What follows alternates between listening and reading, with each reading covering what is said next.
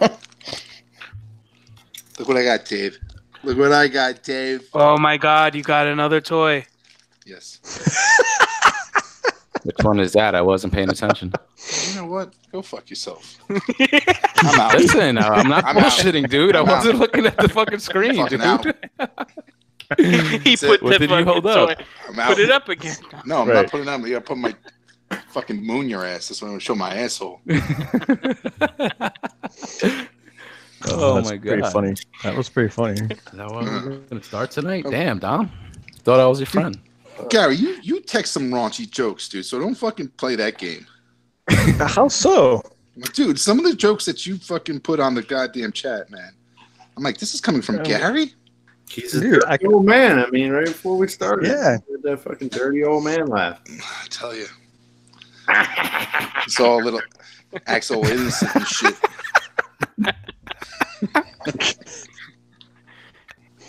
Yo, he's not even saying anything. No, because he knows. He fucking knows. He didn't deny it. He didn't deny it. Yeah. Put your representative away. Put your representative away and show your true colors, man. Come on. My representative.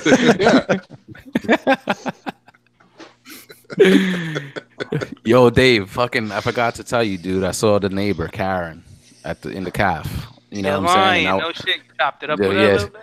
Yeah. I was like, all right. I was like, this is my chance. You know what I'm saying? I was like, because I remember when you told me about, your neighbor and she worked at the job. So I'm like, all right. I was like, boom. She was talking like somebody else there in the cafeteria. So I was like, just waited. You know what I'm saying? Because I didn't want to interrupt her. And I was like, hey, Karen, right? And she was like, yeah. And I'm like, hi, I'm Jose. You know what I'm saying? I was like, my best friend. and she was like, who? And I'm like, David Cologne. And she was like, Dave and Lauren, right? And I was like, yeah. She was like, oh, okay. She was like, I didn't know his last name. And I was like, yeah, we're buds. And once he found out where I worked, he mentioned that his neighbor worked at the job and stuff like that. He described you. I was like, yeah, I think I know her. So I was like, I just wanted to say hello. She was like, oh, okay, cool. That's cool. That's cool. That's cool. I mean, she's really nice. And she had her significant other pass away like a few months ago. So she's been a little distant, but she's such a nice lady. I like her haircut too. I might have to ask her where she gets a haircut. My barber's gonna get the swipe soon. Yeah, her shit was tight. Tight when I was talking to her. Yeah, it was on point. So I thought that was funny. I was like, oh, I gotta let him know because I remember we spoke about that like a while ago. And my other neighbor directly across the street works there too. I just don't know what she does. I could find out. Yeah, it's weird. Word. I'm like surrounded by look at by Dave Jose affiliates. Dave's being all friendly with his people in his neighborhood. Look at that. Hey, listen, you gotta be friendly. You know what I mean? That way, when your house gets looked at, or somebody wants to rob your boxes or something, people are looking out for you. So I always leave little notes. Leave boxes with the neighbors to the left, not the right. It's funny. Like you're when you own a house, like your neighbor relationships, it's a fine balance, right? Because you like want to be friendly, like you said, you want to be on good terms and respectful, but you don't want to be so close where they're like, "Hey, noticed that you drove home last night at 11:48," or "Hey, I saw that you had a light on in the upper, northeast bedroom of your house, at 2 in the morning. Everything okay?" By the way, when you got out your car, you dropped this piece of lint. I picked it up because it was on my side of the lawn, and I just want to let you know, this time it's okay. Next time it's not. Those are some of the neighbors you get too. Like Gary said, like my neighbors right next door. I love them to death, but they know everything. They got to be like staring out the window 24/7. Yeah, that's like the shit like in Edward Scissorhands, right? When like that whole community, small little community, and they all knew. Oh, they knew everything. Bullshit. Yeah, yeah. That's crazy. That's fucking crazy. My neighbors. Well, most people are awake during the hours of 8 to 5, so you may not see everybody. Touche. Your neighbors come out, they see you, sometimes they're like, oh my god, somebody actually lives in that house. Oh shit. Pretty much. I'm just fucking with you. Oh, yeah. I mean, when everybody's sleeping, I'm still working. Okay. I know. That's how I look at it. Probably There you not go. entirely true. But I used to live that nightlife too, bro. I know how that third shift was. I know how it was. I've pretty much lived it all my life. All right, guys. What's up to everybody out there watching, listening? Welcome to episode 44, Breaking the Mold. I can no longer say that this is the newest podcast on the Realm of Collectors YouTube channel. That goes to those guys on Friday nights. But what's up? Welcome. And I'm Harrican BX. Let's say what's up to the crew. Energon Addict. How you doing, bro? Doing good. It's Tuesday. Looking forward to the weekend. I get to see all you chumps. Get to talk more toys in person and talk each other into buying and not buying things. So Do it. Realm of Enablers. We all are going to be in attendance this weekend, right? Am I correct? Absolutely. Yep. We'll all be there. Awesome.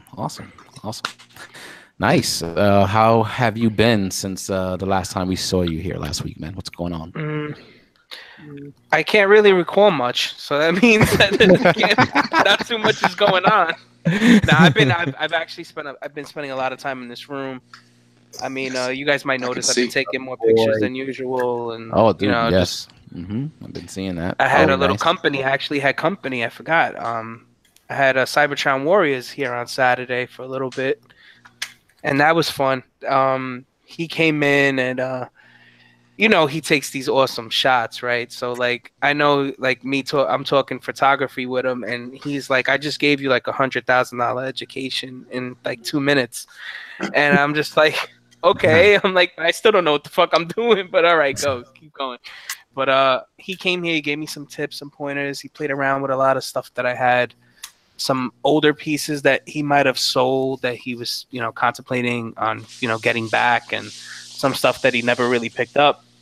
And I offered him, to borrow it. I think we're like maybe 35 minutes away from each other. Oh, nice. But he was like, no, he was like, if I think of anything, I'll come back. But he messed around with some stuff. His son was here with him, and he's for a 5-year-old, pretty well versed in Transformers. Mm-hmm. He knew what was what. He actually had quite a collection from what he was telling me. He was pointing to stuff that he had. So he has an MP10. He has, some of the other Takara modes, and my daughter was following his son everywhere. And basically, I at the end of the day, Chloe now has a reissue, Blue Streak, and she has a Takara Red Alert. But it was one of the KO ones that I had. Like the Takara, $25 molds from back in 2012. Yeah. But she's playing with them, bro. She's trying to stand them up. Like if it's in robot mode, she says when it's in car, she says open. She doesn't know transform yet, so she just says open. That's cool. And I'm like, fuck, man, this is it. Like, and now she comes in here and she's trying to fuck with stuff. I'm like, you got to put that down, Chloe. That's why I'm giving you your own. But we'll see where that goes. I don't know. You got to differentiate. Put daddy's toys and your toys. You know what I'm saying? Yeah, that's awesome, though, dude. Yeah, that's the shit. You got to get it started early, bro. Got to start it early. Hey, can you teach her the transformation noise? That would be really funny. Oh, you guys remember at the third party panel when I did that? That pretty loud. I was like, they were playing that fucking video. We'll talk about that later. Yeah, but damn, that's dope, dude. That's dope. And Cybertron Warriors, he spent a good amount of time. You got to chill with him for a bit. He stayed for about a good 2 hours. My wife got home and she wasn't home when he got here, so I was with Chloe. So for a little bit, it was both of us trying to hold our kids and not have them destroy everything I have here. And then my wife got home and she took them both downstairs and she served them ice cream. So it gave us an opportunity to chop it up a little more and find, know things that I didn't know about, dude. He turns out he's cooler than I thought, and he thinks a lot about us too. Like, you know, he watches the show. You know, he doesn't get it as involved. Like, he's not in the chat, but he's usually watches it, you know, later on in the night or the following day. Oh, because he's he's in usually chat putting tonight. his kid. Oh, is he? Yeah. You're supposed to be putting Tata to bed, bro. What are you doing in the chat? But yeah, Jose, man. Hopefully we can get together with them, do some kind of like. They want to do like a New York toy like walk thing, like, you know, go to different stores and stuff like that. I told him about a few different stores. I think he's doing his first run with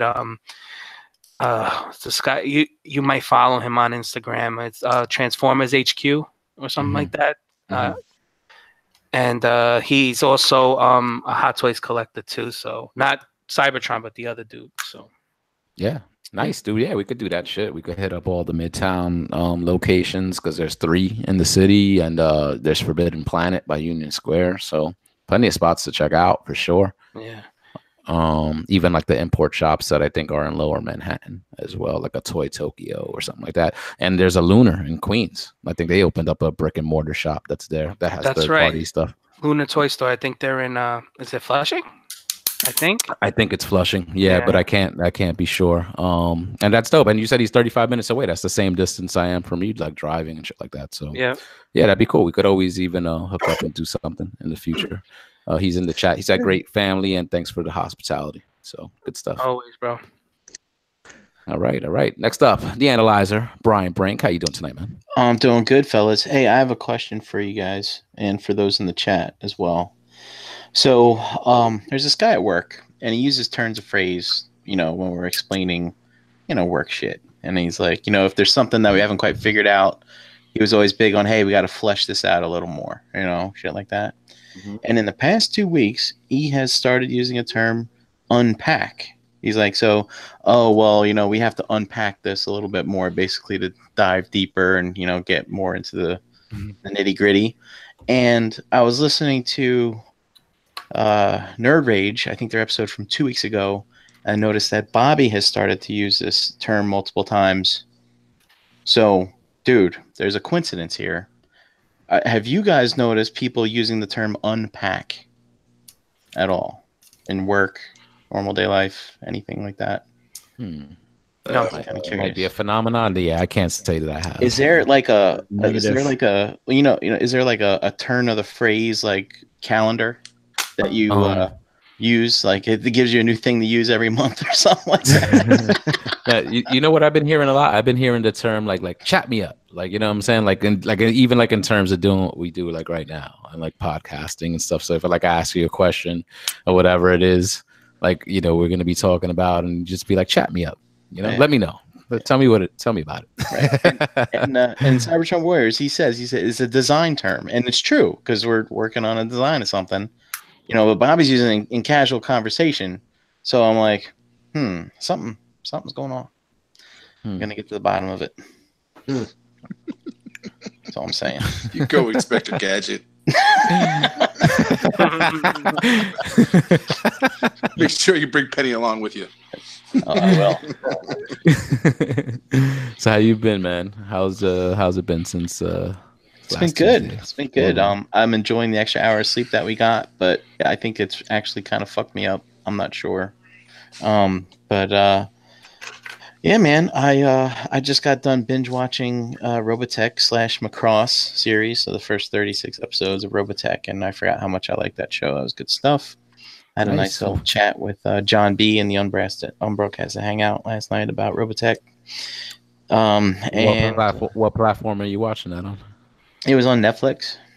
Oh, okay, cool. Yeah, so it's the English version. Amazon has the Japanese version, which is basically the same shows, but, you know, John was educating me. He's like, well, there's a few things that are different. And I was like, well, I did watch one, and the dialogue's totally different, even though it's the same scene. I thought that was really weird. So I might go back and rewatch that. But I started Ozark tonight, and I really like that, so I'll be watching that instead. Yeah, that's pretty good. Yeah, that's a good show. Me and Jesse recently blew through those 2 seasons, like in the last month. So it's pretty good. Pretty good. Oh, we could have an Ozark podcast soon. Then I mean, most of us. I'm just kidding, but you know, most of us have seen it. I like that show. I thought it was great. Yeah.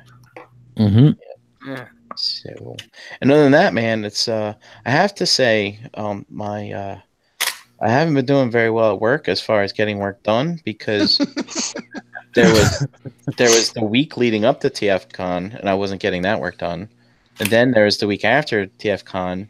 I didn't get much work done then, and now I got the week leading up to ToyCon, and dude, it's just like I'm just keep looking forward to the weekend, looking forward to the weekend, looking forward to the weekend, and it's like, it's like I'm just.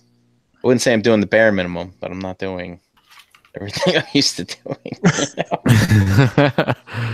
Yeah, I finally caught up, man. Like I had took that Thursday and Friday off to fly in to Illinois early, and when I come back, I'm like, oh, it's just a shit show. It's almost like why I don't even call in sick a lot, because I'm like, I hear you. Sometimes I want to take that mental health day, but then I go back the next day and it's like double, triple to work. So why do that to myself? But I finally caught up, with all the shit. So I'm like just handling everything as it comes, and that always feels good. But I know what you mean. Looking forward to the weekend. But it's Tuesday. We're getting there. Oh, and by the way, Beezy, yeah, dude.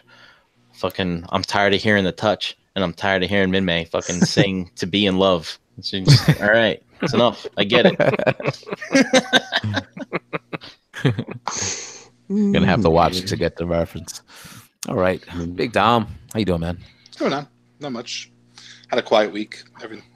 Just chilled this whole weekend. I put together one of those arcade 1-ups. I purchased one. Oh, for real? Nice. Yeah. So how was that? Yeah, nice. Yeah, it was. It's good. It was an easy build.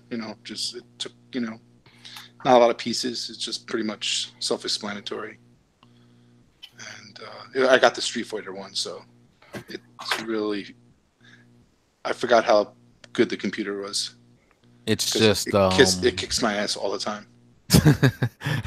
It's just maybe you just suck at Street Fighter. No, I don't suck because I can beat the shit out of Dave. Hey, look, you might have really it's good thing you said Dave. Good thing you said Dave, because I was like, don't test me. Tim K is good though. I was about to say he was whipping your ass every time he my played. ass. When was this? You guys were playing this in Chicago? Oh, you had the Super Nintendo, right? Yeah, the little mini? He brings the mini. Oh, I wish I would have known you guys were doing that shit. I would have fucking thrown my hat in there, and we could have gone a few rounds. I love Street Fighter too. I came into my room at one point, and I forgot. I think we were setting up the rock party or whatever the rock box pickup. Mm-hmm. I get back to my room. I got fucking Riddler Circle, because he was the one sharing the room with me, right? I got him, Dom, Tim K, Walter Young, and who else? Was E Eric, there yet? Yeah. And they're all fucking chilling, playing video games in the room, eating snacks. I'm like, yo, what the fuck is going on in here? With bottles of liquor, like getting prepared for the party, that was coming. It was just a great time. Oh, look, Ian's challenging me in the chat. He said he'll take me on. All right, that's a challenge. Let's do it. Nice. Let's do it. Can't wait to bust some ass in Street Fighter. And it could be any one. Street Fighter 2, Street Fighter 3, Street Fighter, what was it, 4 that I was playing? I played all of them. So bring it. All right, but that's dope. Yeah, it's only one game though? Like, so you put it together? Is it just one game, or can you play multiple? It comes 3 Champion Edition. It comes with Street Fighter Turbo and Street Fighter Turbo, I think, too. But it's essentially the same game. game. Yeah. Okay. I thought you were able to play like maybe different arcade games, like on the phone. People have been putting in a Raspberry Pi and into it and getting all different games and stuff like that in it. Like, okay. You can hack it. You can definitely hack it, or put a Raspberry Pi and then just feed it into the LCD screen that it's given. Dom, that's a smaller cabinet though, isn't it? Right. It's small, but it's not like super small. Like, I'm a pretty big guy. Big. Fucking shut the fuck up. I was trying to cut Dave off. I'll show you before I was gonna be the asshole. Thank you, Jose. So since it always comes from Dave, so now it comes from somebody else. Give me variety. Actually, I bought the riser, Gary, if you're interested. So it gives it another like foot, 12 inches higher. So Put it on a Kallax? Yeah, pretty much it's like putting it on a Kallax. Yep. Hey, I was listening to Shattercast Uncut, I think, and I forget who was mentioning it, but the button configurations are weird on it. Does it make it hard to do a certain combo or something? I forget. The knobs, like the joystick. The knobs? Yeah, the knobs. The knobs. No. The knob tends to not be as free flowing as it should be. Oh, I hate that. Pretty funny tonight. Yeah.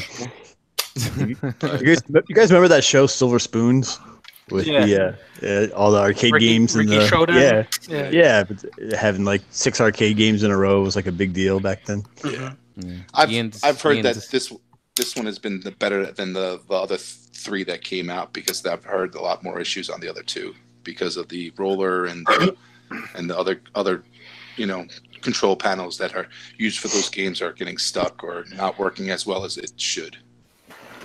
Nice. So, Dom, you should rig that thing to take quarters and make a fortune. I should. But it's great. Like, you can play, you can keep playing, hitting. I can't begin to tell you how many quarters I've lost on arcades. Games chilling out and being somewhere I'm supposed to be, but I'm not because I'm in the arcades. Is it sturdy? Like, you know what I'm saying? Like, you could bang it's on the sturdy, buttons and shit. Oh, yeah. Oh, nice. Yeah. These fucking Gorilla hands we're beating them up all Saturday night. So nice. It's going. Whoa. It's going. Nice. Just leave it alone. The girls kicking still. So. Riddler Circle in the chat was asking. He said, "Excuse my ignorance, but what's a Raspberry Pi?" It's when a girl has that time of the month. Yeah. No, I'm just kidding. It's like Raspberry Pi. It's like warm apple pie. Warm Raspberry Pi. It's like a Fire Stick, whatever. Like, whatever. You could watch movies, play games, and do all that bullshit on it. Like an Amazon Fire TV that's like hacked, or a Fire Stick that's hacked, something like that. All right, so next up, G Money. What's going on, man? Dude, it's been busy. Getting back to work, just like everybody else said, and trying to get the rhythm. It's been nonstop since getting back from Chicago.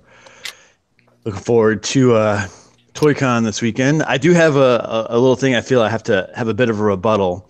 And I think, listening to the Cool Table Network has a lot of great shows, a lot of different topics, a little bit of something for everyone. I have to put it out there. At MPSP Theater last week, Nick Brammer said that I made a huge faux pas and turned down an alcoholic beverage. Uh-oh. And yes, and then I will say that was true. That was on Friday night. After trying to hang with him and have fun on Thursday. That is so true. Anyone who knows me, right, knows me well. I'm not a real big drinker. When I do, it's a couple times a year, and I fly high and hard, and I come down equally quickly. Gary, you drank everything he threw at you Thursday, didn't you? Yeah, that's Thursday my night. point. Thursday, yes. Young tough. Jose, Riddler Circle, and I, right? We went bowling. Yep. We went to the other side at the bar. Yep. Had 3 Long Islands, and then Nick showed up and started doing, drinks after drinks after drinks. We go to dinner. It was pretty busy because it was Chicago, right? So different tables. He sends over like one drink. I'm like, who sent me this drink? The waitress is like, oh, it's from that guy over there. Liquid cocaine. Exactly. Then he sends me a shot at that point titled Liquid Cocaine. And I accepted everything graciously. And it actually is a lot of fun, but I couldn't do it 2 nights in a row. So I certainly don't want to give the impression that I would ever turn away someone's generosity, but my goal is to, try and be able to hang with him a little bit longer next time. But I knew when I was just out of my element. So I did the best I could on that Thursday. Yeah, I tapped out on Friday too, bro. Like I think the first thing Brammer when I saw him on Friday morning, he's like, "What are we drinking?" And I'm like, "Dude, yeah, I need time. Thursday was a little rough. Oh man, it's funny. I bought those a case so we'd have them there of there's a energy drink. It's really more of an amino acid that actually isn't as crazy as like a Monster or something like that, but I had bought some of those, and I was like, dude, that's not their intended purpose. Is to be used as a mixer. They fucking wired me up, dude. Yeah, they taste delicious. I don't remember Friday. I remember the rock party, but I don't remember the rest of the day. Did we do anything that day? It was breakfast. We did breakfast, right? Yeah, we went to breakfast. Oh, that's right, the big omelets. And we did go-karts. We did go-karts, Brian. You remember the go-karts? Off-site. You actually went off the ramp. You went off the course and drove down the highway. But no, I also had a very interesting Monday. It's truly official. I had to make a trip to the DMV, which is always interesting. I've done it many times in my life as I move from one state to the other, and New York's is probably one of the most difficult to conduct your business and complete what you're trying to accomplish there. So that was always interesting, trying to swap over a license and register a car and get new plates. So yeah, it's Gary, I was at a window. Gary's a New Yorker. You're a New I Yorker. am. And I was literally at the window with someone on my left at the next window who obviously had a DUI and was registering for the state required 7-week course. So you met Dave. Yeah, to try and reinstate their work driving privileges. And then to my right, the gentleman had like 6 tickets in 4 different cities here in upstate New York, and was trying everything he could to keep the vehicle on the road so his wife could drive him to work. I'm like, all right, this is quite the interesting, set of fellow customers. I like this Gary fella. He's really easy. Yeah, exactly. I was like, he's got good manners. He's good manners, and but yeah, no. So it's official. I got the New York plates on my Jeep and did my state inspection. So I got my stickers on my windshield. I'm all legal, dude. And I'm sorry, Gary, but ready to go. JD, man. So do you think these people sitting at these DMV booths, and they call the number and they're just looking around the room before the next number's called? I wonder which one it's gonna be. I'd put money on that. They put money on it. Yeah, they're gonna. It's funny. I'm sorry. And it was frustrating too. So the last thing I'll say on it is, my suffix, like my legal name is, I'm the second, right? It's what it says on my birth certificate. My father has the same name that I do. You're not the first. And no, I'm a sequel, right? It's so they get me through the whole process, and she's like, here, verify this information. I'm like, well, this isn't correct. You don't have the suffix on there, which is on every single piece of the 8 freaking pieces of documentation I had to bring with for the state to prove who I was. So what happens? She had to stop everything and literally go back to a different window and start over. So it literally added probably another 40 minutes to the process. Ain't nobody got time for suffix. Yeah, but you can't, you're in that environment at the DMV, you're kind of at their mercy. You can't get frustrated. It's not like she apologized, but I'm like, well, it happens. I guess I'd rather just get it done right the first time. But she had to go to another window. She's like, oh no, I'm not going through this again. Exactly. Note to self, folks: don't name your kids Junior. Right, exactly right. I was like, I all kept thinking it was that meme and being like, you have one job, and that's to verify everything I've provided to you that it matches, and you still didn't do it correctly. It's anyway.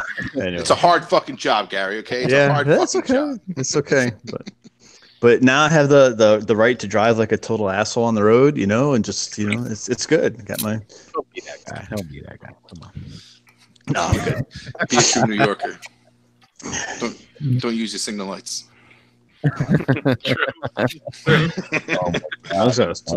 Just your signal light is, hey, get the fuck out my way. Yeah, it was a bit of a sad day though, because I had the Delaware plate for beach use for the front, so I was like, I pulled that off. I'm like, won't be using this anytime soon in this next few months up here. But nice. Well, welcome to New York, bro. Officially now. Yep. He's in Albany. Listen, it's just shut up. Let's make this clear, guys. He's in Albany, dude. It's a pretty big state, you know what I'm saying? Manhattan, you know, the 5 boroughs. Dude, Albany's the capital, man. That's where it's at. Thanks, bro. Exactly. It's the capital Nobody city. even knows that. Dom, shut up, Dom. You're ruining everything. Like, let me drive up to see Gary. You can walk the city in like 30 minutes. 30 minutes. It's all good. It's all good. Dude, I like saying my friends in Long Island and the Bronx and Manhattan and stuff. So they don't have to know that I'm still 3 hours away. It's that 6th borough, Albany. Oh shit! All right, JD, everybody's favorite pigment surgeon. How you doing? What's up, meatbags? Hi, JD. Hi. What's going on? What are you playing? What are you playing with? I am growing increasingly frustrated with Power Baby. Dude, just put it down and walk away. Walk away. Does that figure have that reputation? Is it that bad? Oh God. It just like trying to get him balled up and to keep these tabbed in, keeping the arms in, which are underneath these tabs. Keep all that shit tabbed in and together, it won't go. And then trying to insert it into the. JD, with that in your hand, all those fucking formulas around you and shit, trying to figure that shit out. JD, a little tip with the top things. They don't tab on top of those tabs. They tab like behind those tabs. Oh, I know. Okay. Yeah, I struggle. Shy says it's not. Sportimus says it's not hard. It's not hard to do. Oh, Sportimus. Sportimus back in the chat. He wasn't in the ETR chat yesterday. I think he's still a little gun shy after getting. Look, I might need some ass assistance. Right. Just saying. Bring it to the show Saturday. Yeah. Show me. No, he's all about Mythic Legions, no Transformers. Oh God, guys! Like, yeah, I'm still not in on those. I know the rest of you guys have picked up. Like, are you? That's something you're excited for this weekend? Me, yes, absolutely. Are you trying to pay the early bird special so you could get in? You better get there early, JD. I will be vending. I might be able to, do the hookup and shit. Dude, they were late last time, so I don't know, man. They were fucking late. Like I think they weren't set up. You're right. Yeah, they were open at 8, and like fucking, they didn't set their table until like 8:30. For real? Is the early bird? Did they open at 8 o'clock? I don't know. I can't remember. It was 8 or 9. I can't remember. Early bird is 9. The regular entry is 10. But I don't think they were set up till like after 10. They were still. Yeah. It was like. It was like 10 o'clock close because I remember there was like 3 people waiting, like sitting at an empty table. The one dude was like, he wanted to buy like all the. I forget which character it was. Yeah, he was like, I want to buy all of them, and they were like, all of them. He's like, I want to buy all of them, and they're like, well, give us like an hour, and we'll go back to the warehouse and get you a whole case. Yeah. And they did. They actually brought him back. They actually brought him there, and he bought whatever he wanted to buy. That's what I'm nice. Make that money. That's what JD's going to do. Yeah. You never know. They might have that shit that they think it's sold out, and it's people are trying to rape on eBay, and you can maybe just pick it up. Well, there's show exclusives there this weekend. So yeah. Oh, for real? Nice. They do exclusives. Mm-hmm. Well, no, they had some from other shows. I think they're going to be bringing to sell, right? Yeah. I don't.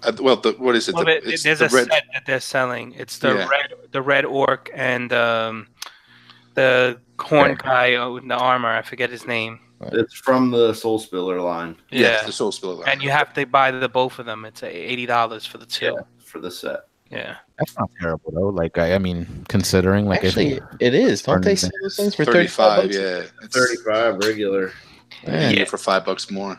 Yeah, but that the not orc, that one probably sells on its own now, for 60, 70, like outside of that, right? Probably. Yeah. Like This will be the first Oh, This to be the first time. Yeah. At the beginning. I gotcha. So fuck this thing. Oh man, so how you been, dude? How was the weekend? Anything? It's all right. Yeah, just fucking chilled out and tried to get back into the swing of things, and shit at work's been a little fuckety, but whatever. How's your phone situation? Have you given in, or are you still? Yeah, fuck that thing. We went to the Apple store yesterday, and they, so the tech guy's like, oh, well, we're going to try this, and we're going to try it through iTunes. And I was like, dude, we already fucking did this. And she's like, we already did this. We already did this too. We already did. Like, the only thing that he did that we didn't do was he tried to diagnose the problem being in the charging port, which it's actually a software problem. A lot of people are having the same problem with the model phone that I have, the 6. Wait, which one do you have? I have the iPhone 6s Plus. Oh, okay. Brian, I just upgraded to 6. So, really? You already did it? Well, actually, it's charging downstairs. I just need to load my backup update on it. Yeah, it just loaded iOS 12 on it. Yeah. Okay, all right. But I haven't copied my profile and all that crap over yet. Okay, good. But it was really cool though, because it started. It was like, if you have another phone, put it next to this phone, and then this phone just like woke up, and then it's like, take a picture, and then they're like keep them together, and it started doing stuff. I was like, whoa! But I need my phone right now, so I walked away and fucked the whole thing up. But you fucking cock blocked your phone. Yeah. I was too busy trolling my family actually because of the election. It was very fun. But then we pretty much sat there and argued with the fucking tech guy because he wouldn't accept the fact that the company he works for makes fails. Yeah. Do the tech guy's voice again, JD. Talk like him when you. I can't even do it. He was like, I mean, he wasn't from America. We'll just say that.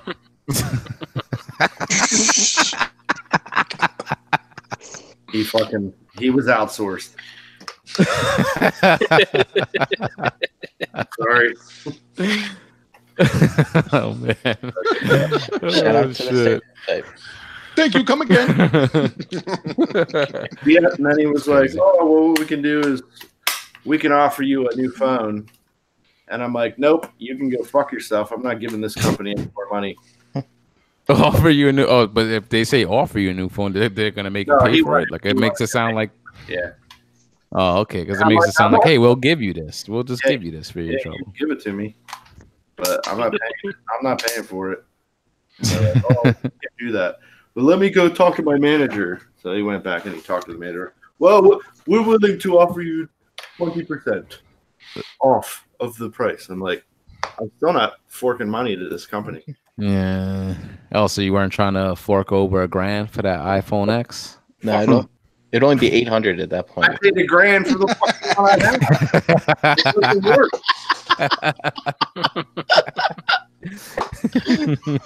Fucking expensive Apple. That shit better be the best tasting fucking apple you ever had. Better do my fucking laundry, that apple.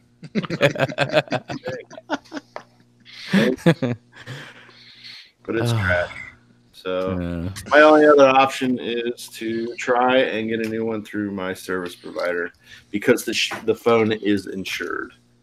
So I talked to a rep at the mall where the Apple store was. I talked to the Sprint rep, and hopefully she was like, try it. It's insured, so they'll probably replace it.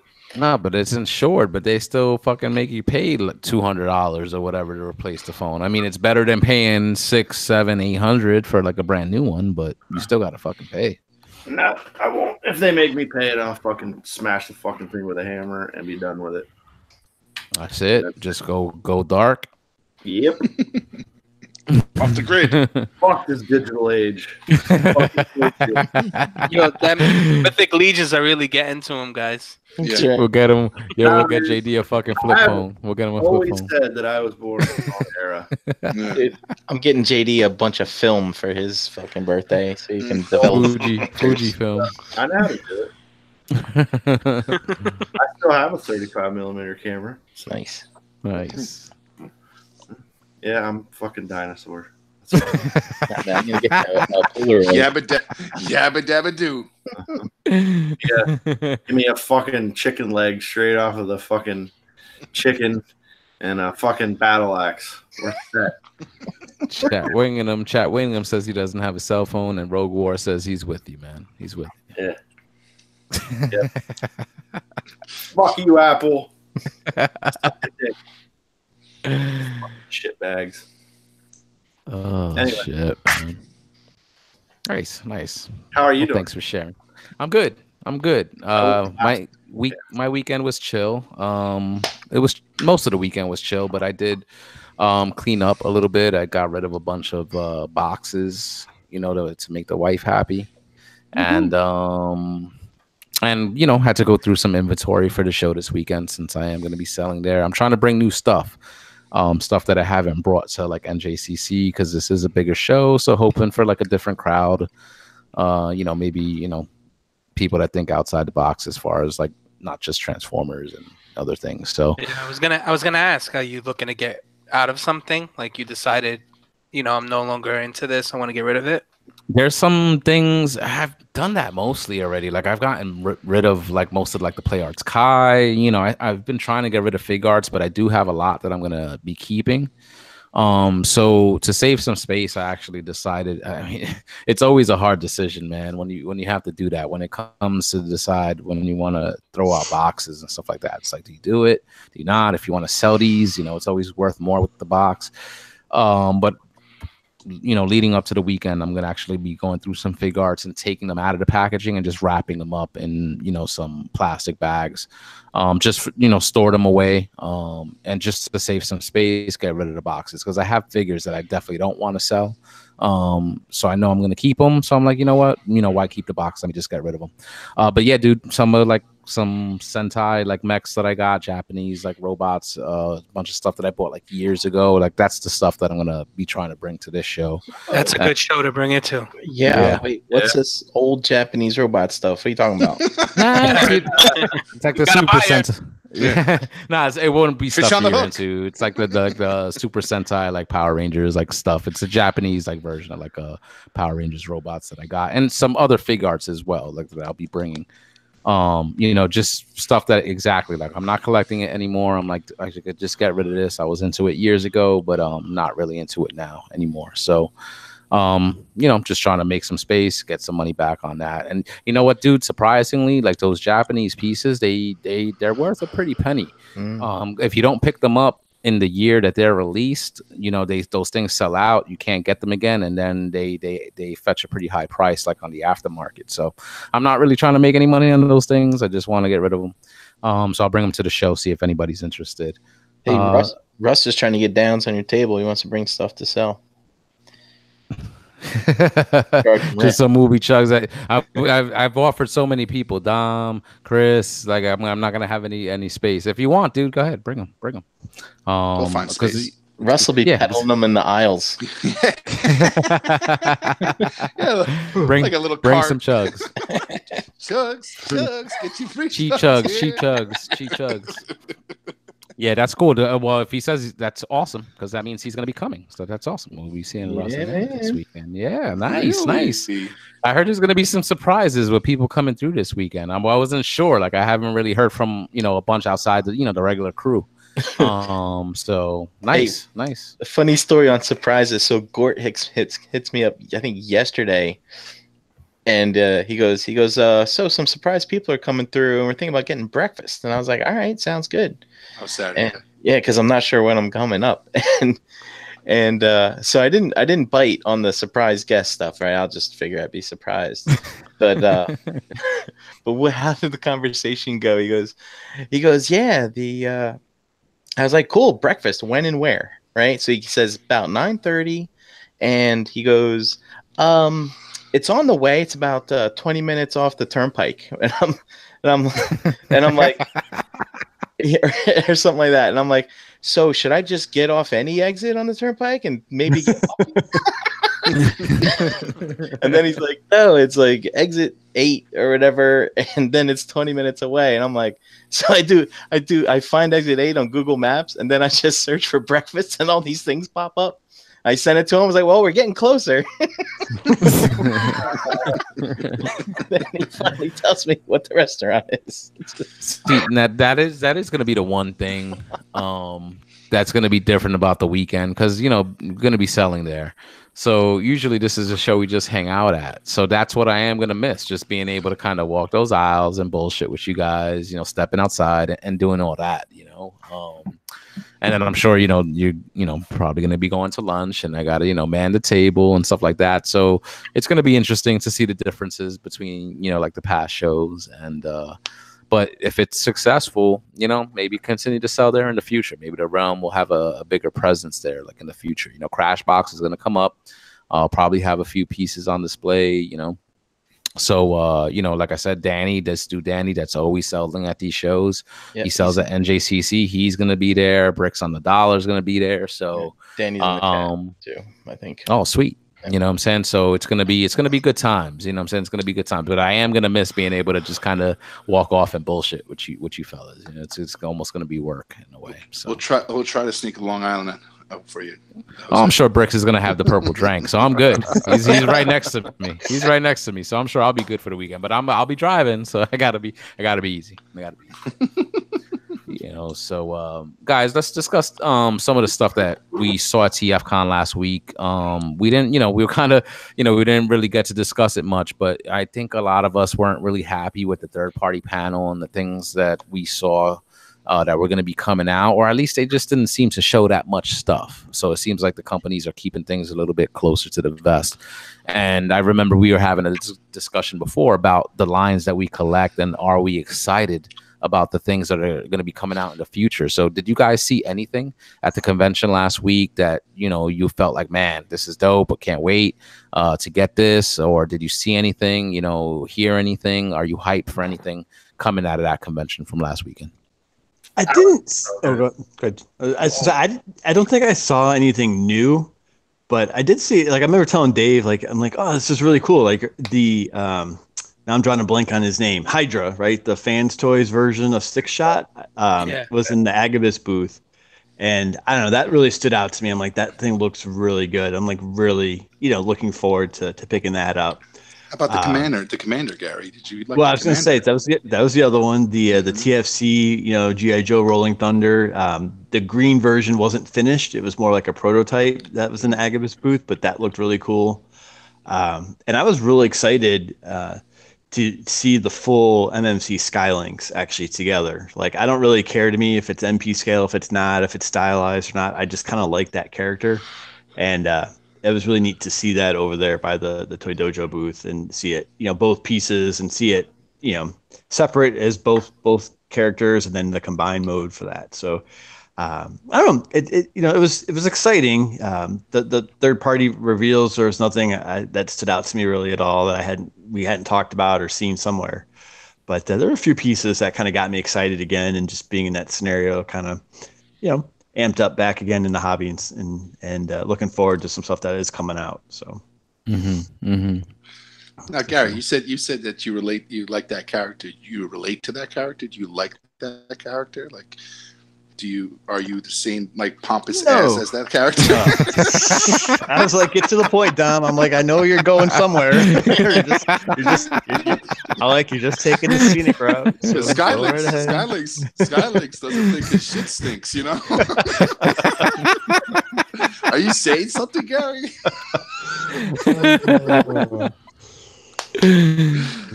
Gotcha.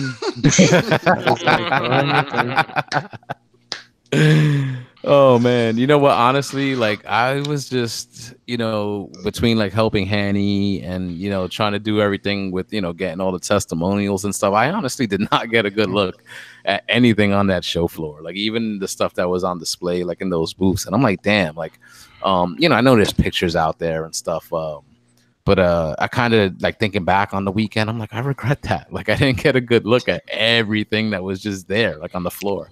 But like you said, that MMC Skylink, seeing it all put together was cool. Seeing their Bruticus that they're putting out, like they had the Onslaught and I think one of the a couple pieces, on display. Like that was pretty cool to see.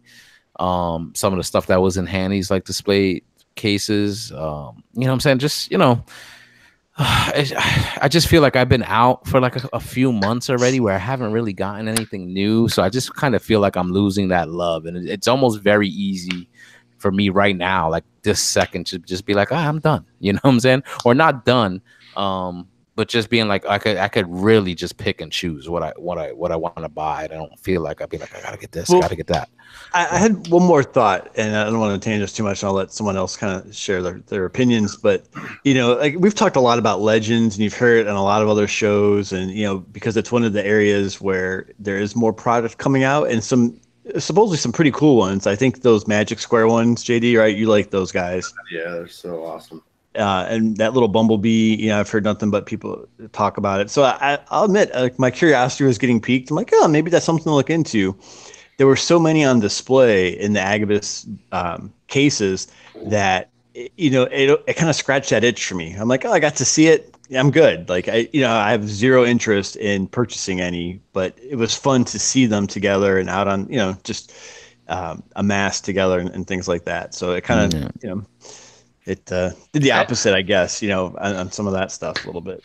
Yeah, I think they're cute. I think I was talking about before with my daughter. I think maybe my daughter could play with those. Oh, wow, you're going there, huh? Look, I think they're cool. I think that they look good for the size that they are. I just think that they're not, for me, they're not an adult thing. So, Dave, you're picking up the DJD? I want that exactly. You want to know what I want that for, Dom? They to bring to work and play on my desk with it, bro. Yeah, no, they do. That's not something I'm gonna put behind glass or something. You know what I mean? I'm gonna put you behind glass. Hey, Dave. Hey. This is the age. This is the age for 15 plus. 13 plus. Yeah, because you need token hazard. Great dad. Exactly. Look, I'm not shitting on them. I actually think they're very cool looking. I just, I'm just giving my opinion. I think they're cute. Yeah. When I look at them, I say, "Oh, look how cute they are. They're so little." This is a guy who likes Ewoks. Exactly. I'm with you there, man. I'm with you. I like Ewoks. I like Mythic Legion. I like the goblins and the orcs and the dwarves. I like all the little things, but. I think they're cool, but it's something I just can't get into. So I think I just look at them and I'm like, oh, they're cute. Yeah. Well, Dave and Gary, like you too, like being able to see them on display, is that what it was? Like just being able to see them up close, and you're just able to be like, hey, this isn't for me. Like, okay, exactly. They're cool, but not for me. Right. Yeah, exactly right. Yep. It looked like it might, like if someone had, hey, check this out, I could probably appreciate it, just you guys said, for fun, but it took away that desire. Like I don't feel like I had to spend any money on that to try and experience it, I guess. Yeah. So, Gary, I'm glad you brought that up. I felt the same way too. I thought seeing them all on the display would make me buy them, but after seeing them, I'm like, yeah, that's how they look. All right. Yeah. Right, exactly. Yeah, you know what? I'll be honest though. Like I felt the same way. Like I felt like, man, a lot of these could be an easy pass for me. Like certain characters I would definitely like and want to pick up. Like that little Magic Square Bumblebee. That thing's a great looking figure. It's a great figure. And then even just the DX9 Dutch, the Optimus, looks good. So I feel like I could cherry pick with that line. But I feel like, man, presentation does go a long way. Like seeing all of those things kind of stuffed in a booth. Not too appealing. But when I've seen kind of like set pieces displays where you have like the Titans, like a Metroplex or a Fort Max, and all the legends kind of like around it, then I'm like, damn, like, that shit's fucking sells me. One. I think it was like one BotCon. Now I can understand Legends, like it's practical because you can actually, use your Titan class figures and put them all around and get a good display going if you've got the room for it, obviously. But like they did one BotCon. They did that with deluxe figures, and it was just amazing. And how the whole dio that they had set up. So you're right, Rose. It's about how do you display them, how do you pitch it, how do you get people interested in it. And sometimes displaying it definitely can sell a product. Yeah. I saw somebody on Facebook post something like that recently. Oh, dude! And it looked great. I thought it looked amazing with all the it had all the little seekers in the air, and then it had all the bots fighting on the ground and the big bots in the middle. It looks great. Like you gotta have the space for that too, though. Yeah, you gotta have a scene of like Metroplex and fucking Trypticon, and then all the bots on Metroplex and Trypticon with the Decepticons coming towards them. You could have a big battle sequence. Mm-hmm. So that's kind of what that appeals to me in regards to those little guys, because you can actually make a play set and really do, if you have the space or if you require the space, you can put them all together, do a little play set and actually play with it. Like usually have an area, an open area. It doesn't have to be like Dave said, behind glass. You can actually have like a table set up with those figures just all around, and you can just actually start playing with them and enjoying them as toys. Yeah, and that's the appeal too. Yeah, just being able to pick up and carry them with you wherever you go. That's and Dave said it, like he wants to play on his desk at work. He can just fiddle around with it. Yeah, if you guys weren't getting laid before, you're not going to get laid now. When you take a pocket full of Transformers and dump them on your desk, everywhere you go. Hey, look, I got a pocket full of little robots. Unless one vibrates. I don't fucking keep those shits out on my desk though. I'll just put them in my little thing, and then if I got my office door closed, I'm on a break, I'll fucking bust it out. What's that scene from Spaceballs? I didn't see you playing with your dolls, sir.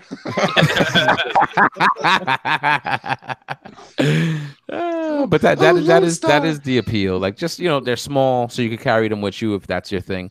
You want to take them to work, back and forth. It's just the ease. It's just very ease of use when it comes to that, and they're simple. You know what I'm saying? So you flip them back and forth. You can have fun with them. You don't have to worry about breaking them and whatnot. Like, you know what I'm saying? So I think that's pretty cool. But it's cool to see that you guys, like, just being able to see them on display at the show, you could realize like, hey, this isn't for me.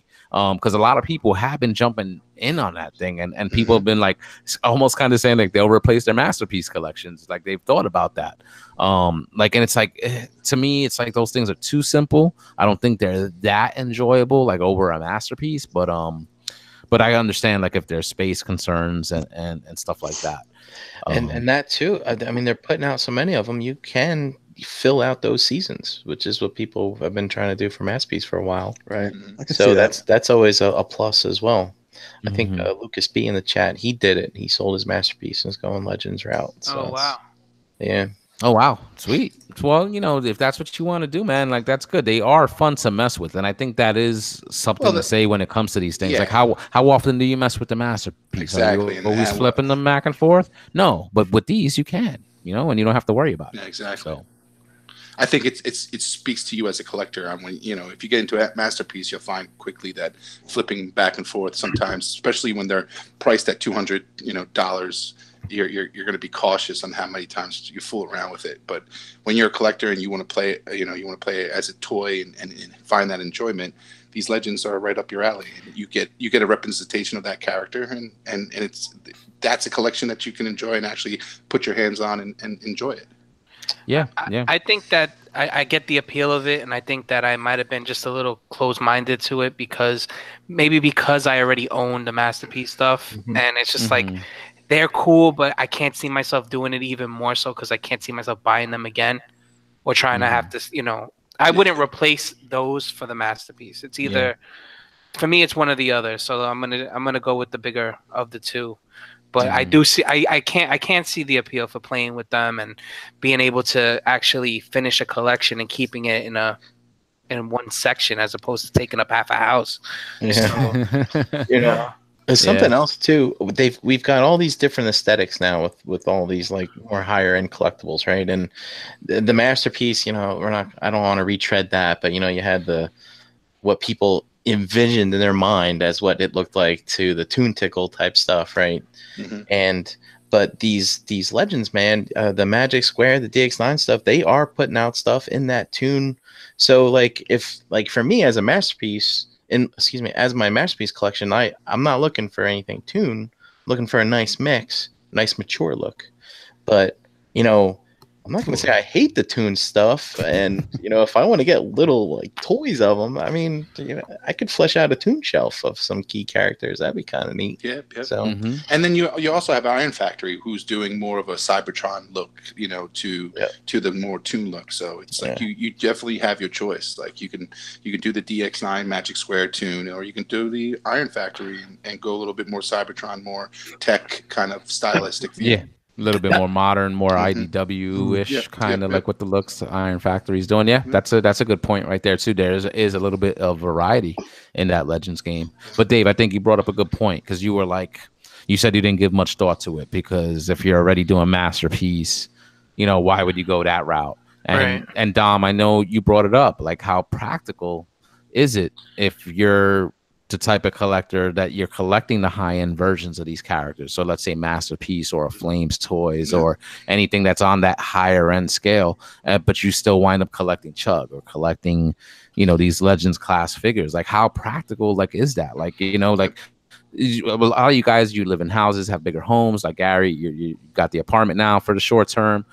So you're kind of like in my situation now, don't have a lot of space to display. So again, how practical is it if you are that type of collector that does collect? Oh yeah, like both types of. I have this discussion with Dave maybe once a month in regards to like, what the fuck am I doing when I'm collecting Hot Toys and I have an Iron Man and I'm got a SH Figure Arts Iron Man? Like why? like why am I doing it? But it's I don't know. I'm a collector. I collect everything. So at the end of the day, I don't even ask myself why anymore. But it does bring an interesting question, because if you're able to go for the best, the top to the top, why is it practical why do buy the Marvel Legends or the SH Figure Arts? Even if you're doing SH Figure Arts, why, and I see some people diving into Marvel Legends and buying some Marvel Legends. It's like, so why would you step down and buy those when you're buying the higher quality stuff? So it's just a question that I always have. I obviously can't answer it, because I fall into that a lot. And, I buy, like Jose, I buy Masterpiece, but I also buy Chugs. Like, I'm buying, Power of the Primes, and, JD's out of it. He gave up. Loser. Yeah. No. I've been looking at these pictures of the Siege figures. The Siege. Stuff is looking good. Okay, me, right? So everybody's like, everybody's okay. Go ahead, JD. Before you go too far. So your question of why, okay? Why do I have the Hot Toys and why do I have the Figuarts? You can sit there and mess with the Figuarts. You can pose and go crazy with it. The Hot Toys you can't. It's the same thing with like the Masterpiece. Most people are, they're doing something like this where they're throwing them behind glass or on a shelf somewhere, not messing with them. And it's the same thing with like the Legend stuff. Correct. You actually pick them up and mess with them. I don't know if you. I didn't hear you. No, you're absolutely right, JD. It's become to where the Hot Toys and the Masterpiece are I hate to use the word, but like relics, where you put them in a case and you leave them there and you don't touch them. They're there for just visibility, to the point where when you look at it, it brings back that nostalgic feeling. It looks the part, and that's what it is. And then you have your Marvel Legends or your SH Figure Arts that you can play with and enjoy, and as a toy, and get that nostalgic feeling as a toy in your hand, playing with a toy as you were as a little kid. I understand. Yeah, I like what JD said, because I think he's right. One you might be able to handle versus one you just look at, but the character itself or the line, I think, has dictated it for me. So like, I'll just use the example. I just got in the Hot Toys Thor last week for Infinity War, and he's great. I'm looking at him. He's on with my other Hot Toys with the Joker and Deadpool and Iron Man. And, it's great. I happened to be in a store, and I've found a ton of Legends. I hadn't seen anything like that. I don't know how many cases they must have got in. Some older waves, like the Spider-Man Lizard wave was there. No green Mysterio, though, Dom. I would have got you another one, only the white ones. But, and I looked at the Infinity Wars store, for Marvel Legends. And I was like, I thought about picking up. I hadn't seen it before in the store. And I was like, wait a second, why am I buying a $20 version of the figure that I just have the most impressive version I could get? And I was like, do I really want this one to mess with? And I'm like, no, I'd rather wait and, spend that $20 on the Gamerverse Spider-Man from GameStop, right? Because I think that's a cooler toy to mess around with, So anyway, that'll kind of dictate, I think, my decisions sometimes, which is, how much do I really like the character, and how much fun would it be to buy that cheaper version to mess around with? Hey, and let us not forget the important part of this story that Gary just told. If you're looking for old Marvel Legends, go to Albany, the land that time forgot. I hadn't seen anything like that in a while. It was crazy. After hearing you talk, Gary, you know what deters me a little bit from it all too, about buying maybe two versions. I do it with the Star Wars stuff, but what might deter me is money sometimes, because like, how much money am I gonna fucking spend on just buying the same stuff over and over, Yep. So like, I've been telling people who ask me about the 1/6 scale stuff, and they're like, how do you liking it? I'm like, it's a little more satisfying when it comes to like, feeling like you have a great version of a character. It's a little more satisfying in that aspect. But JD is kind of right. You pose it, you leave it there for a little while. If you want to change the pose, you change the pose, but you're not sitting there dropping it or, putting it against other toys and, reconfiguring it, popping off the head. Like, you got to be a little more careful with that stuff.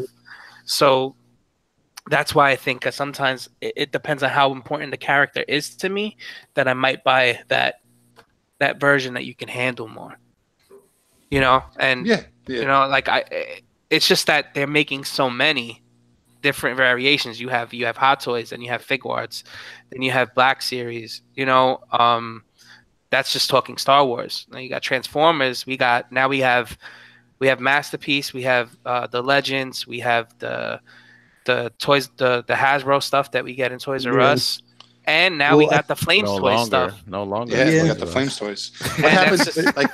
What happens if Flames toys just starts doing G1 straight up concepts? Like, it's just gonna be like a game changer, to the point where, I know they did their Tarn and the Drift, but like, what happens if they did an Optimus Prime and they got one. No, but they have the IDW Optimus Prime. I mean like G1 Optimus Prime, all the bells and whistles, the articulation, fucking top premium paint, and something that you could say, what, this would beat my whatever the new MP fucking Optimus Prime is going to be, whatever number it's at, and say, this is my stand-in, all-in Optimus Prime, and it's going to cost me $300 to get it, but at the end of the day, it's this new Optimus Prime might be $300 to get, but at the end.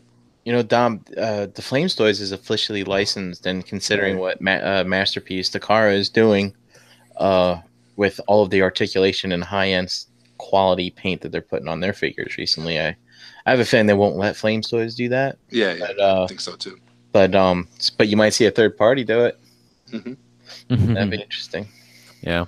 I mean, and there's a broad spectrum of collectors, what I'm saying? So, whether you collect the high end or the low end or both, I think it just speaks to that kind of collector you are. Like, I do collect the Masterpiece. I don't get every single piece, but I get the characters I like. I do like buying the third party stuff, the higher end stuff. But I have a lot of fun with the Chuck stuff too. Like, I like getting that because you just get the wider variety of characters. It's just stuff is just easier to flip back and forth. So, sometimes I don't want to take a half an hour to transform something, from one mode to the next. And like I'm sorry, Gabby, like Shockwave. Shockwave is like the Quake Wave came out, great piece. Masterpiece came out with their lavender guy. He's good. You know, everybody bought like I know I bought Quakewave, got the Shockwave, and I'm pretty interested in this new Siege Shockwave that's coming out. Like, you know, it's like really good. So it's like good. Yeah, but like you have Quakewave. Like, is this Siege Shockwave going to beat that Quakewave? No. Yeah.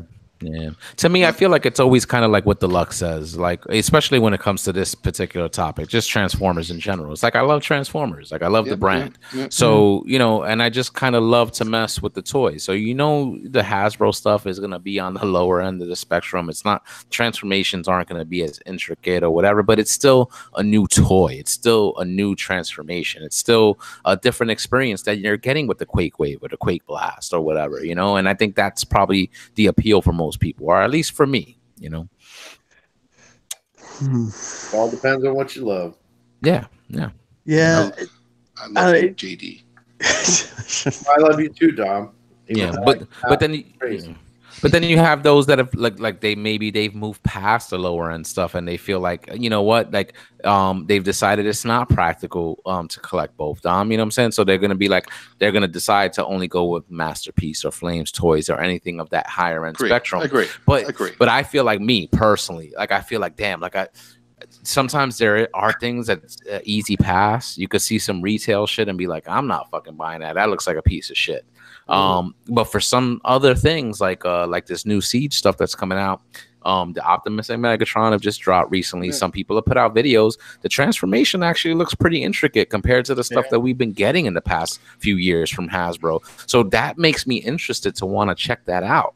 Yeah. You know, like, because it doesn't look like it's that simple 5-step bullshit that we were getting with Combiner Wars, you know? Yeah, and it's funny you mentioned that, Jose, because looking at that Sideswipe from the Siege line, I mean, you have to take a double take when that first came out. Like, is that a new Masterpiece? What is that? You know, just because of the aesthetic and how it looked. Yeah, I'm sure they're finding economies of scale and they're going to put a more where Chug is going to bridge the gap between Masterpiece. You know what I'm saying? Like, they can definitely get cheaper material. The joints and price of cost of joints or whatever the case may be are going to be lower. And you're going to see eventually, you know, that whether Masterpiece takes leaps and bounds, where I think this Optimus is going to do that, to take it to a next level, like the Megatron. Like, but the thing is that Chug line is also going to get improved, and see where that gap is going to be. You know, I'm not saying it's ever going to get close, but, you know, you're seeing Chug. I'm hoping when you see the Siege line, this new line is going to be getting closer and closer to Masterpiece, that what it was like 5 years ago. You know what I'm saying? Yeah. That's what I was thinking during this whole conversation was, you know, we talked about Masterpiece and we talked about the Legend stuff, right? Why can't they just make them all the same size as they were when they originally came out and make them look like they do in the cartoon? You know, like, that's what's going to happen next too. They're just going to remake everything in the same packaging, but this time it's going to look just like the cartoon because they're doing it with the Legends. All they got to do is upscale Legends, you know, and Legends are essentially downscaled Masterpiece, right? Yeah. Just to get to that classic Transformer size. But are you talking like about the size or the look, or like just kind of like the engineering in general? Because, like, you know, everything, you know, on the lower end is a little thumb down. So, like, are you saying like, yeah, but the engineering and some of that stuff is pretty. I mean, it's pretty good. They put some thought into it. Mm-hmm. I mean, some like Magic Square stuff, man. That stuff, the engineering in that is beautiful, and it, like, in my opinion, it is. It could be Masterpiece if it was Masterpiece. Yeah, but it's really, because you're not, like you said, you're not sitting there fucking with the thing for half an hour. You know what I mean? You can flip it back and forth, and it looks perfect in both modes for the size that it is. Well, like, I do agree. Like, I mean, what was it? That Bumblebee that just recently came out. I mean, the engineering that's packed into that little figure is pretty impressive. You know, and not, again, you know, I probably would agree with you there. Not too far off from the Masterpiece. It's not like the Masterpiece was any, you know, big marvel of engineering. You know, just it made sense. The transformation made sense, and same thing with that little Legend scale. So I do agree that they are packing a nice amount of engineering into something of that small. size. Jose, you want me to bring this weekend? Have you? I got it. Actually, that looks actually better than the masterpiece. Yeah, you know, I got it up there next to my little one of those little Diaclone mech suits. It's like the same size. Yeah. So I mean it's pretty cool, man. Like it's pretty cool. And Dom, what you said makes sense. Like you would figure, even the things coming out on the retail level, that the engineering would get better, that things would get more intricate. But sometimes you wonder, because we got great figures with Transformers Prime and the classics that had great engineering, and then it felt like we took a step back with Combining Wars and Titans Return. Like things seem simplified, and now it kind of looks like they're taking it more to the more complicated end. But I think they were able to simplify it because they were doing new characters. They were doing the combiners. And I think at that particular point, they were looking to cut cost because they had, they're going to put more plastic out there. So they made it simple. They got new characters. People are going to buy it anyway because this is the first time you're going to get Computron. This is the first time you're going to get fucking Menasor. So people are going to buy it no matter what they fucking put out. But now, as you've done all the fucking characters that you possibly could in G1, and now what are we going to do now? Well, we're going to repeat it. Let's start from the beginning. But if you start from the beginning, you got to do something different. You got to make it better. Yeah. So you got your classic Sideswipe. You're looking at your classic Sideswipe. Pretty good figure back in the day. One of the first chugs that came out in the first waves, and you're looking at it, and it was very everybody enjoyed it. Then now this new Sideswipe is coming out, and when everybody that looked at it is like, is that the masterpiece? Like it looks masterpiece, So it's like I think that's, as I see the Siege line coming out, I'm thinking it's going to be making that step where they're doing the same characters that they did in the original chugs, but they're gonna step up the quality. They're gonna step up the engineering. Because the economies of scale probably came down on a lot of the product and material, and they can probably produce and put some more money into it. And the price has gone up. Like, so the deluxe is going to be $20. It's not going to be $15 anymore. Yeah. Voyager's going to be $30. So the price went up, so they can actually do a little bit more and see what happens. But I think that's going to be the thing for me, because I know it's going to be like, okay, do I really need another chug Sideswipe? Is it going to replace my chug Sideswipe? Yeah. Well, again, they brought that up. How often are we going to buy these characters over and over and over again? But we've discussed it before. Like, as time goes on, the process improves, engineering improves. What I'm saying? So you get better looking versions. So it's like, so now it's like you feel like I can replace this 2006 fucking Sideswipe because this 2018 version fucking blows it away. I just find it funny because now the chug collectors who are strictly chug, never went to Masterpiece, are having the same dilemma that Masterpiece is having with third party. Like, do I need to buy a new Sideswipe? Do I go with the Bad Cube Sideswipe? Stuff like that. Like, it's like, we've been battling this dilemma in Masterpiece. Now the chug collector is going to be the same thing, because if Hasbro is going to be putting out this new wave of Siege, and it's going to be the same characters but a little bit better, are you willing to give up your, buy that Sideswipe to replace your chug Sideswipe? Yeah. So bottom line, where are the rest of you guys on this? And it doesn't have to just be Transformers, just anything. And a lot of you guys collect Hot Toys, and you collect Legends and Fig Arts and stuff like that. So just round robin real quick. Are you that type of collector that is willing to buy on both ends of the spectrum, or are you just willing just to go either high end or low end? So Brink, what's your answer on that? Well, first thing that comes to mind for me is Figure Arts versus Black Series Figure Arts versus Marvel Legends. I when it comes to Star Wars, in some cases I'm picking up the same character more than once, but I am picking and choosing. But when it comes to my MCU 12 scale collection, I am definitely replacing Marvel Legends as Figure Arts come out. Well, I'd say 80% of the time I am. Since the Marvel Legends have stepped up their game, so yeah. So you're on both ends basically of the spectrum. Yeah. But that was my kind of strategy, where I was taking the human characters from SH Figure Arts and buying those because Black Series, you know, the head sculpts suck on the humans, and at the end of the day, they're getting closer and closer and closer. Black Series is bridging that gap, and it's the old paint. The sculpts are always there. Yeah, I know. You understand what I'm saying, JD. But like, as they getting closer and bridging that gap, it's like, like, do I really need to throw out $60 for a SH Figure Arts when I can buy it for $20, $25? That is true. And Figure Arts, I feel like, have been slacking on as far as like the likenesses of the characters. Marvel Legends have been doing, and Black Series been doing a good job lately with that digital paint. Looks really good. Yeah. What about you, Dave? Where are you? Well, I think you're kind of like all over too, right? You'll collect on both ends of the spectrum. Yeah, I'm all over the place. I you know, obviously I said before I do the Hot Toy Star Wars. I still do the 6-inch stuff too. Mm-hmm. Do you feel like you're ever gonna get that at that point where like it's like no, I'm gonna just choose one or the other? Or, it's like it's like it's almost too late. Like, you know what I mean? Like I've already like if this was a grave, I'm like four feet in already. I'm like 4 feet in. I'm like, and I'm short, so I can't get out. But now I'm saying like, I'm looking around the room and I'm less interested in some stuff. I'll be honest with you. So, but the thing is that what I find happens with me, it might happen with some of you, it might happen with people listening, whatever the case may be.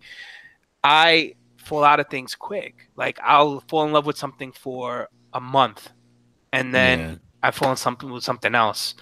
But what I'm finding is that I'll go back to something and I'll fall back in love with it if I fuck with it just enough. You know, like Transformers, for example. We go back to a hangout 6 months ago or Breaking the Mold.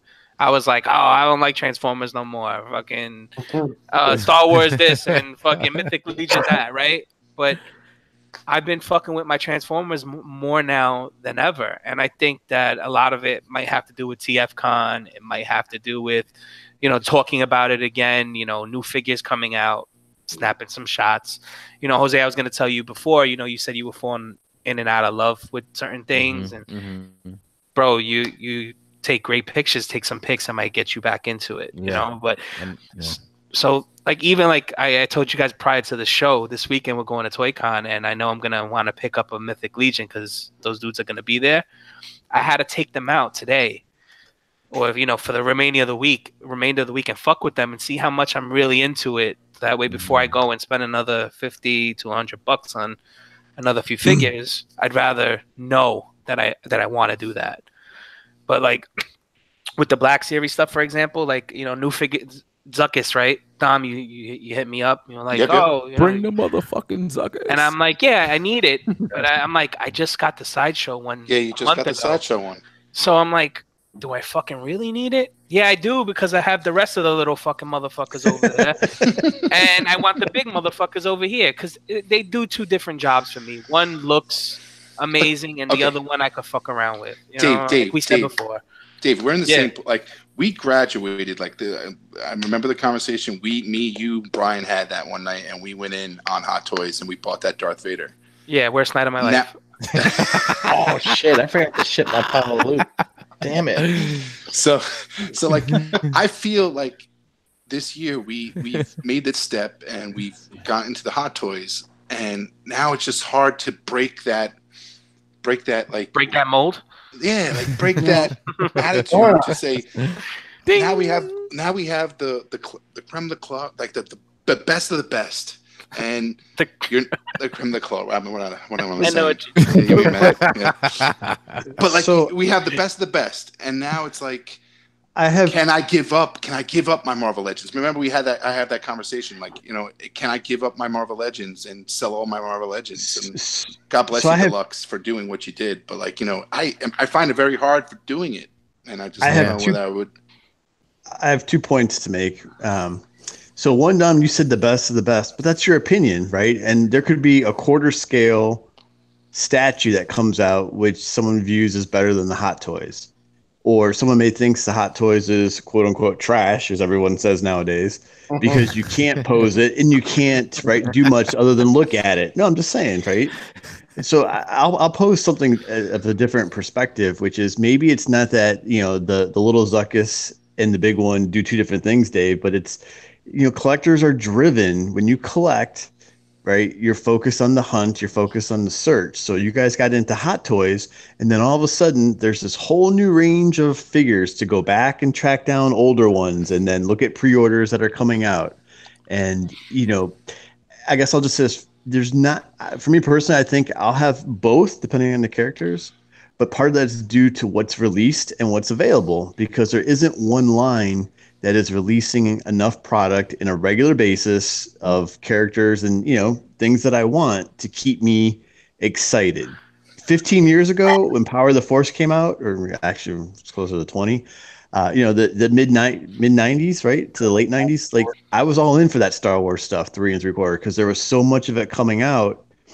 I didn't need to look elsewhere. There were figures and ships and reissues and this and all this other stuff, and there was media to support it, and the stream was so strong that it satiated that collecting urge. So I just a thought, but I think it has a lot to do with it, what's available to us.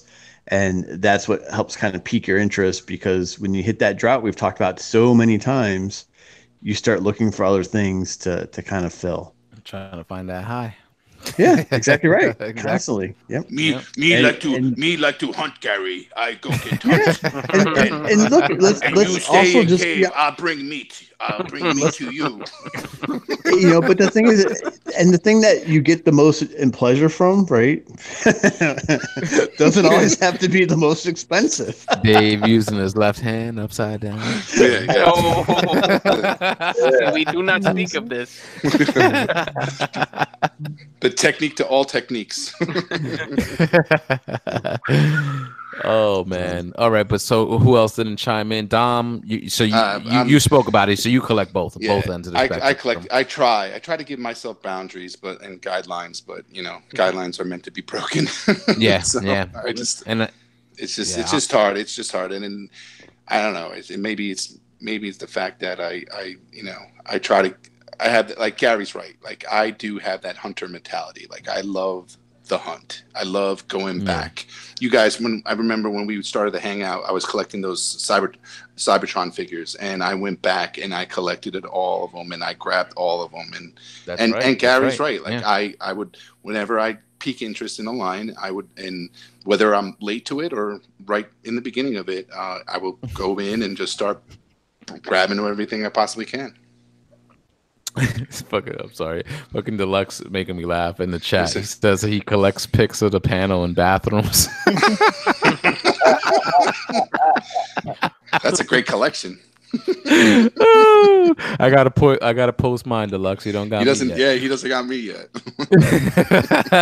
But Dom, I'm sorry, yo. Like same shit, man. Like I'm having a hard time. I enjoy both. I enjoy both ends of the spectrum. I'm not that type that I'm not enjoying the retail stuff. And I was almost out with this last line of Generations, Power to Primes. I'm like, yeah, I think I'm done. But then seeing all the stuff with Siege and and now seeing those first couple of videos of the transformations, I'm intrigued. So I'm in. So I'm still on both ends as far as that goes. Yeah. JD, what about you, bro? Obviously you collect both ends because you're still into Legends and all that stuff as well. Right? Knows I'm in it to win it. Yeah. It's almost like I feel like if I went one end or the other, like, and as much as I want to say, man, I'll save money, I'll just get the lower end stuff, but like you still want to be able to mess with these things, and I feel like I would deprive myself if I'm like, man, I'm only going to do this. Because then when would I get the chance to mess with that other stuff? Like, But I think also, Jose, the market allows you to do it too. Like as a collector, I think you're able to pick up some of those things, quickly fuck around with them, enjoy them from what you wanted out of them, and then all of a sudden you can just turn around and sell it out to the market, and sometimes sell it for retail, and sometimes maybe lose a couple bucks. But at the end of the day, you've enjoyed what you needed, and then you throw it out there because the market allows you to do it. Like there's a market for this stuff, and no matter what, eventually, sometimes the item that you picked up that you wanted to buy for like $200 sells out, and people are willing to spend that $200 for a used one at the end of the day. So it's the market allows it. That's true. That's true. Because honestly, for a collector like you, or I know there's a couple collectors like that in the community that just likes to get their hands on it, see what it is, and then flip it, put it back out. Yeah, that's true. That's true. Because especially like it's almost like you could say you're renting them in a way, because it's almost like you have the opportunity to check them out, and if you're not feeling it, you could flip it at not too much of a loss. So that is a good point. Not at all. Not at all. Yeah. So good stuff, man. That's a good discussion. Sweet. Let's put that to bed and have a little fun. It's we're hitting that 9:30 mark. We're not on curfew anymore, but I say we're hitting that after dark. So let's have some fun with the chat. Let's have some fun with each other. You goddamn bastards! It's 9 o'clock, and I gotta go to bed. Yeah, I need to get this started. Yeah, before we leave, Gary. I'm getting worried. He turned the camera off. I'm like, oh no. Let's that's get the this signal, guys. Listen, my eyes are getting heavy. Keep your camera on. Keep your camera on. Gary. This couch feels really good. Yo, that was me last night in that unbroadcast. Yo, I told these guys, I'm not gonna pass out like I did last week. But then I muted myself, and then maybe like 20 minutes later, I was fucking sleeping. That shit was great. Dude, I didn't hear me snoring. Were you still on when we all bowed out, or? I was in the room, but I definitely passed out. But I was listening to you guys conversate for like about a half an hour, and then I dozed off. Because we hung up around 12:15ish. Were you still on? I can't even remember if you were still on. No, I probably dozed off about a quarter after 11. Oh man, but it was funny. It was funny.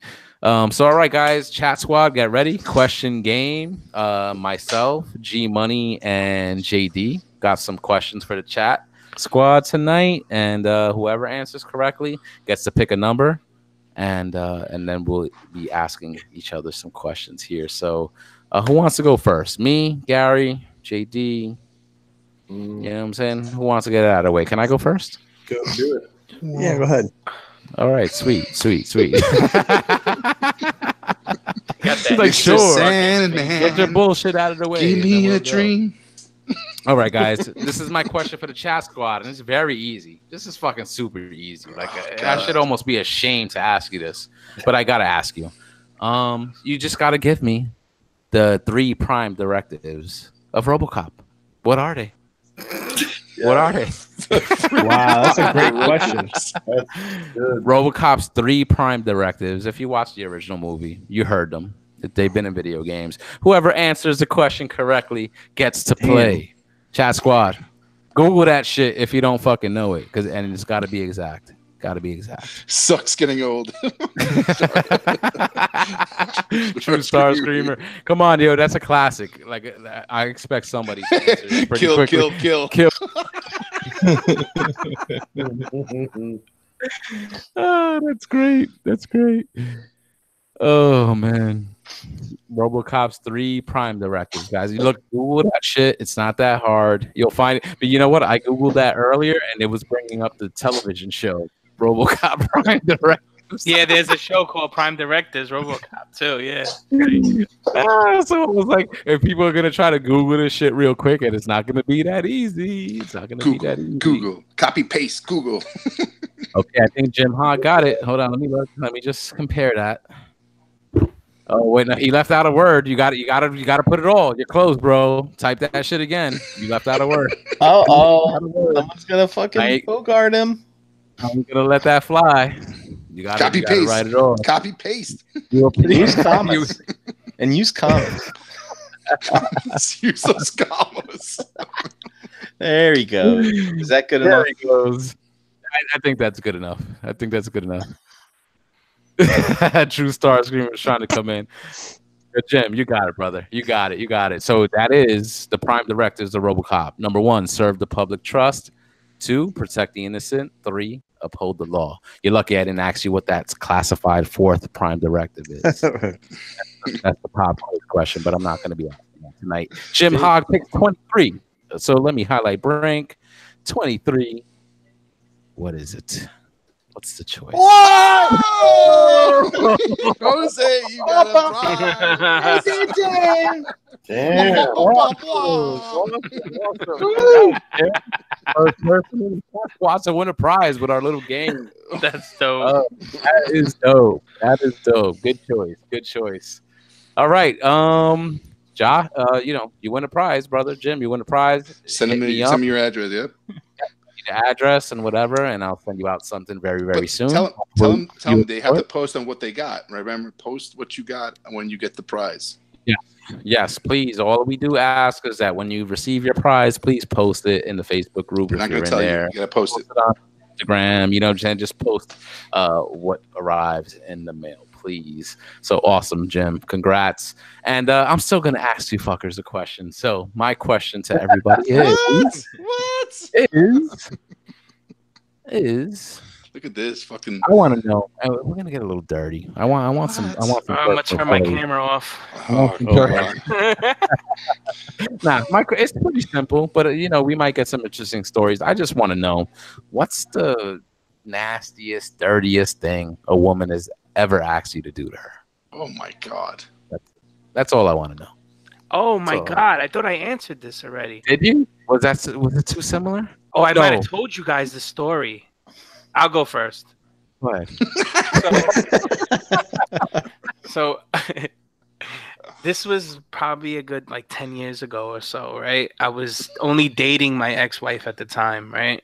And this girl I was talking to, another I was at work and I was calling another office that had to do with, the business we were dealing with. And we wound up chatting it up to the point where she was talking to me and my counterpart, and she wanted to see pictures of us. So it got to the point where she saw a picture of me. Long story short, we talked it up and we eventually hooked up. And she lived in Secaucus, New Jersey. Is it a cat picture? Huh? Is it a cat picture? A cat picture? I might have. But all right, so listen, me and this girl chopped it up for a good minute. It got hot and heavy on the phone. I knew when I was gonna see her. She had a kid already, so I knew she wasn't gonna front on the pussy. But I knew it was. I basically front knew on the pussy. I need to look that one up. I knew it was gonna happen, right? So I don't know that slang. Listen, you're learning. All right, let me just get on with the story. So anyway, I fucking go to Secaucus. I missed the day of work to go. I go hang out with this girl. It was a great time. She made me lunch. We smoked. We had intercourse, but this is during the second time we had intercourse. Now we're having intercourse, and we're having intercourse on her kitchen table. Ooh. And I'm about to let go, right? So I pull out. I managers all over her stomach or whatever, and then she tells me to proceed, put it back in, and piss inside of her. And I'm like, what? She's like, just do it. It'll feel good. I'm like, all right, fuck it. So I go, I put it back in, and fucking peeing all over the fucking place, fucking coming out of every fucking which way, dripping on the fucking floor off the table. And she's just like, oh, didn't that feel good? I'm like, no, it just felt weird. And I'm like, yeah, it's great. I'm gonna go take a shower now. I fucking went in this I can see. Dude, I'm never eating anything cooked in this kitchen. It's not in my house. It's not in my okay. And I'm looking, I'm peeking because I'm still kind of mind boggled that I even did this myself. And I'm looking and I see footprints of my fucking feet with piss and leading to the bathroom, and her mopping it up as I'm fucking turning the shower on. And that was the most awkward goodbye I've ever had in my fucking life. And then the next day they had Thanksgiving dinner on that table. Yeah, right. Yeah, you asked and you got your fucking answer, and that's it. Dave's midway through it. Dave's like, I can't pee. She's like, here's a Gatorade, drink it. Yo, Ralphie in the chat, he said, damn, Dave, she wanted a UTI.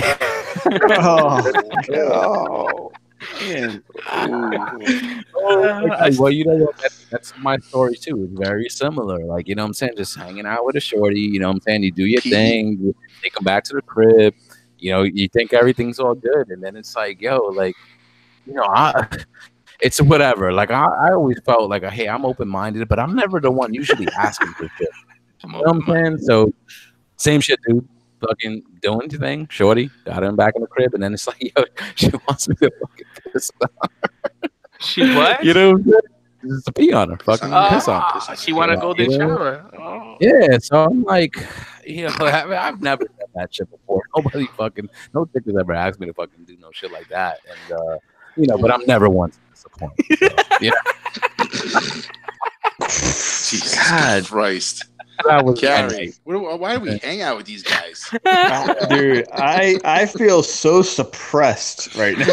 And like, yo, Jose, new version sheltered. Of a Puerto Rican shower. Yeah. Sheltered. Gary, must be those Puerto Ricans. Gary, you're a New York guy now. You gotta embrace it. Yeah, apparently. Jose, I'll find step up. We gotta find somebody for Gary to pee on. Yeah. Oh God, that's. Oh. Pick that challenge. Mine's pretty easy. Hey, that girl looks good. Mine was just a, an ex-girlfriend that liked the daddy, pronoun discussions, and it was a little. I mean, I went with it. Don't get me wrong, but it was a little seemed a little strange at first because I started overthinking it. But I just kind of pushed that out, And, you got to reenact it a little bit. What did you do? Like, how forceful was your daddy? Yeah, I'm not going to go into any of that. I'm with you, though. How forceful was your daddy? It's a little weird, you know what I'm saying? Because I never liked when you hitting it. I never liked a chick to call me daddy, like in English. But if she said Bobby, like that's different. yeah. Like, oh, and it means it's game over. But just hearing it in English and hearing it in Spanish, two fucking totally different things. Hi, puppy. Dom just ruined it for you, Jose. He sure did. There you go. Take that to bed. So I'm right with Dave and Jose. What? Yeah, P brothers. Dude, where have I been? I'm doing a fucking handstand, man. Obviously not in the bathroom. It's so weird. He's like, oh my God, it's so warm. I'm like, you realize Donald Trump? That's like all the cheeseburger and fucking beer I drank, right?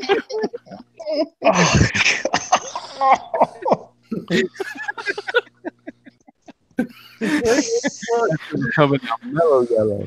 Listen, that's 3 out of 6, bro. We need to get you guys some fucking pee on. No pee for me. No pee for me. Dom. Dude, I don't know. Mine had involved an ice pop, dude. Okay, that's it. Okay, that's all I have to say.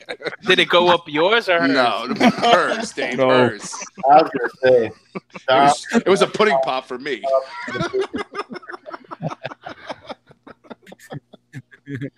A pudding pop. Bill Cosby was involved for Dom. It went in a popsicle, came out a pudding pop. There you go. Oh, thank Eliza. I was wondering if anyone's gonna have any candy stories because I was kind of curious about that. I didn't have one myself, but no, mine's easy. It was just a girl wanted me to come on her face, and then 2 more times after that. That was kind of odd. It gets the acne. It helps. Yeah. It helps with the wrinkles in the skin. A lot of protein. You know what's funny? You mentioned candy, though, Brian. Of course, he has a candy store. No, of course I do. I mean, I don't know if any of you have ever tried this or anybody listening, but if your significant other ever wants to give you a blowjob, you put a fruit roll up around it. It melts around your dick, and it's good for them, and it feels kind of cool for you. So, and it smells like candy, so can't go wrong. I thought it was a Mentos, right? No, Mentos. That you get that cool. Oh, you ever got a blowjob with ice cubes in the mouth? Yeah. All right, I gotta go. I can't tell. Yeah, let's save that for the after. No Frosty the Snowman. It's too crazy. But I always heard Altoids was the shit. Altoids. I thought that was that hot and cold. Dude, all right. What sucks about these questions is I'll never be able to look at your significant others straight in the face ever. Hey, listen, I never beat my wife, bro. I was talking about the pod. Sure, you haven't. My current No. situation has nothing to do with usually has nothing to do with these questions. Yeah. Gary, JP, one of you guys are up. I'll go. Okay. So, chat. Who was the Copper Kid's bird? Oh, Bird companion. another Silverhawks question. Silverhawks question. The copper. Say that. Ask that again. I don't even know that one. In What is Thunder, in Silverhawks, the Copper Kid, who was his bird companion? I don't know that shit. Yo, Mervin in the chat said, can you get an NC-17 rating on a YouTube video? Hey, we're just talking about this crap. We're not showing. Fuck monetizing. 0 cents. Josh Fisher said Mayday. I think he's the first one. True Star Screamer said Mayday. Is that correct? Josh got it, yeah. All right.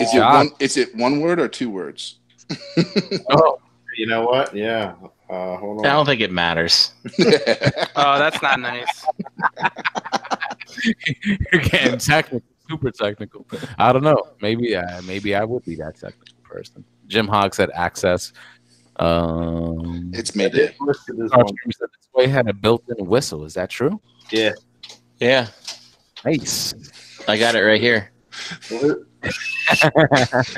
right. Girls used it for. I think Josh got it. He said Mayday. Are you going to take that? Are you accepting that, Mr. Pittman, sir? It's one word. Is it one word? Oh, if it's one word, then that's True Star Screamer. If it's 2 words, Oh, man, you guys are sticklers. you choose, brother. You choose. I mean, I don't really care. Either one. 1 word or 2 words. Come on, make a choice. Do they fight for it? Give him 1 stick. Either true. We'll go with True Star Screamer. Oh, there you go. All right. If it's 1 word, it's Sorry, 1 word. Josh. Sorry. That shit happens, buddy. Yeah, I would have been a stickler for that too. You know, when I had my question about Carbamia, you know, stop hitting that space bar. It had to be right. The spelling had to be right. So there you go. All right, True Star Screamer got it. Pick a number, brother. He was like, boom. The channel gets locked. I'm coming for you, fucks.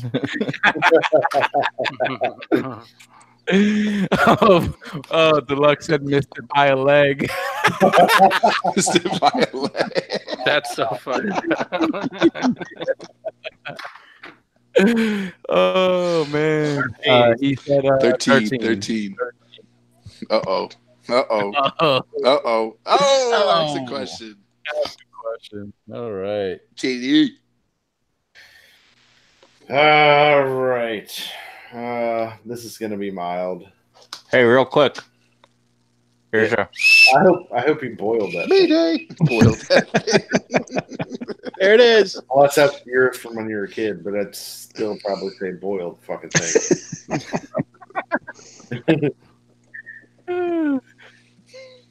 All right. What's your bank account number?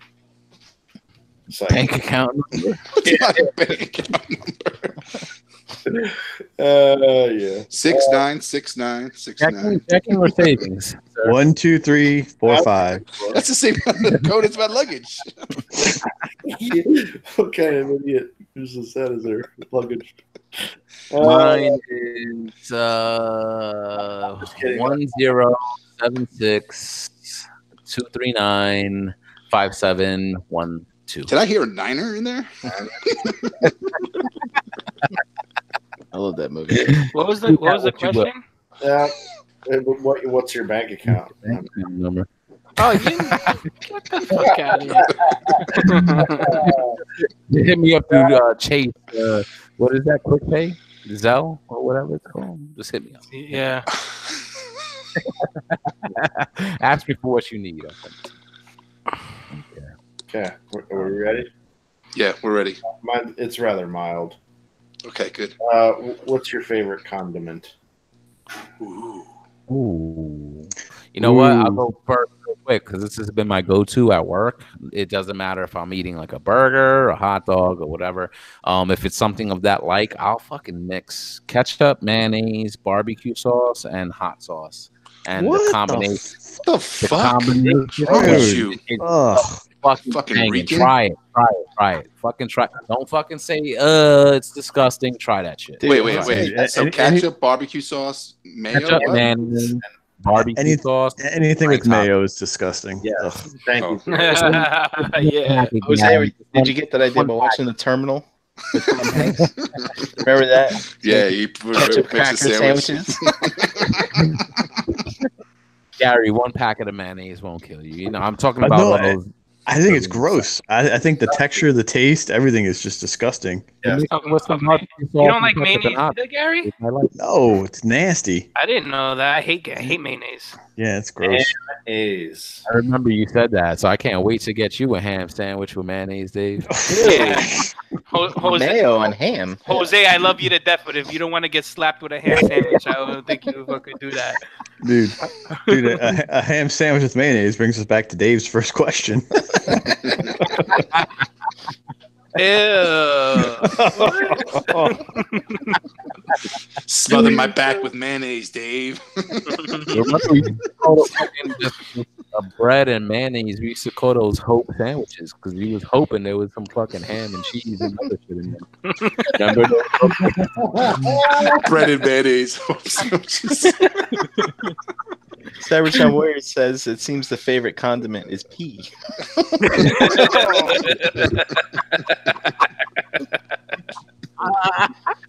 Oh, that's great. Can I have a side of pea with that? That's just nasty. God. Where's the pea packets? Right answer. So what about the rest of you guys? Brink. Mustard for me. Mustard. Honey, Dijon. Oh, everything. Have to be mustard. Mustard. I got all kinds of mustard in my fridge right now. I got mustard for every day of the week. Brown mustard. You got the brown mustard. Spicy brown mustard. Yeah. Oh yeah. Gotta go. Can't go wrong with that. Golden's. Yep. Yeah, I'm a ketchup boy. I'm sorry, guys. I'm ketchup boy. Ketchup or ketchup? Ketchup.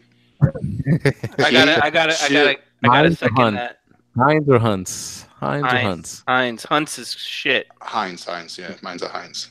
Hunt's is only if there is no Heinz. Yeah, pretty much. Yeah. Yeah, I put ketchup on everything. Eggs. All right, Dave. Yeah, I'm gonna go with ketchup too.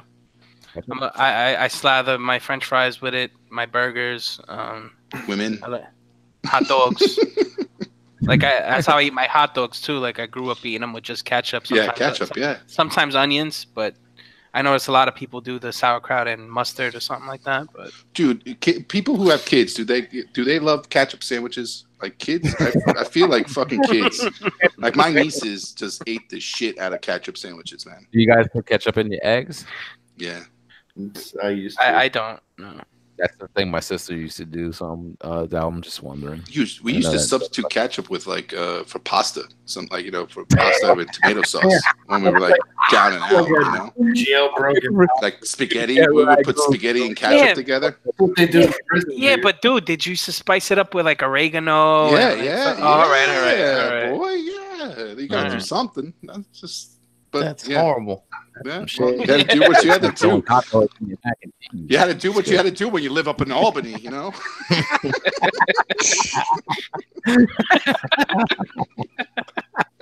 Back in the day. Gary, what about you? No condiments, right? No condiments. Slumming on the streets of Albany. Fucking garlic. That's about it. How are you, Gary?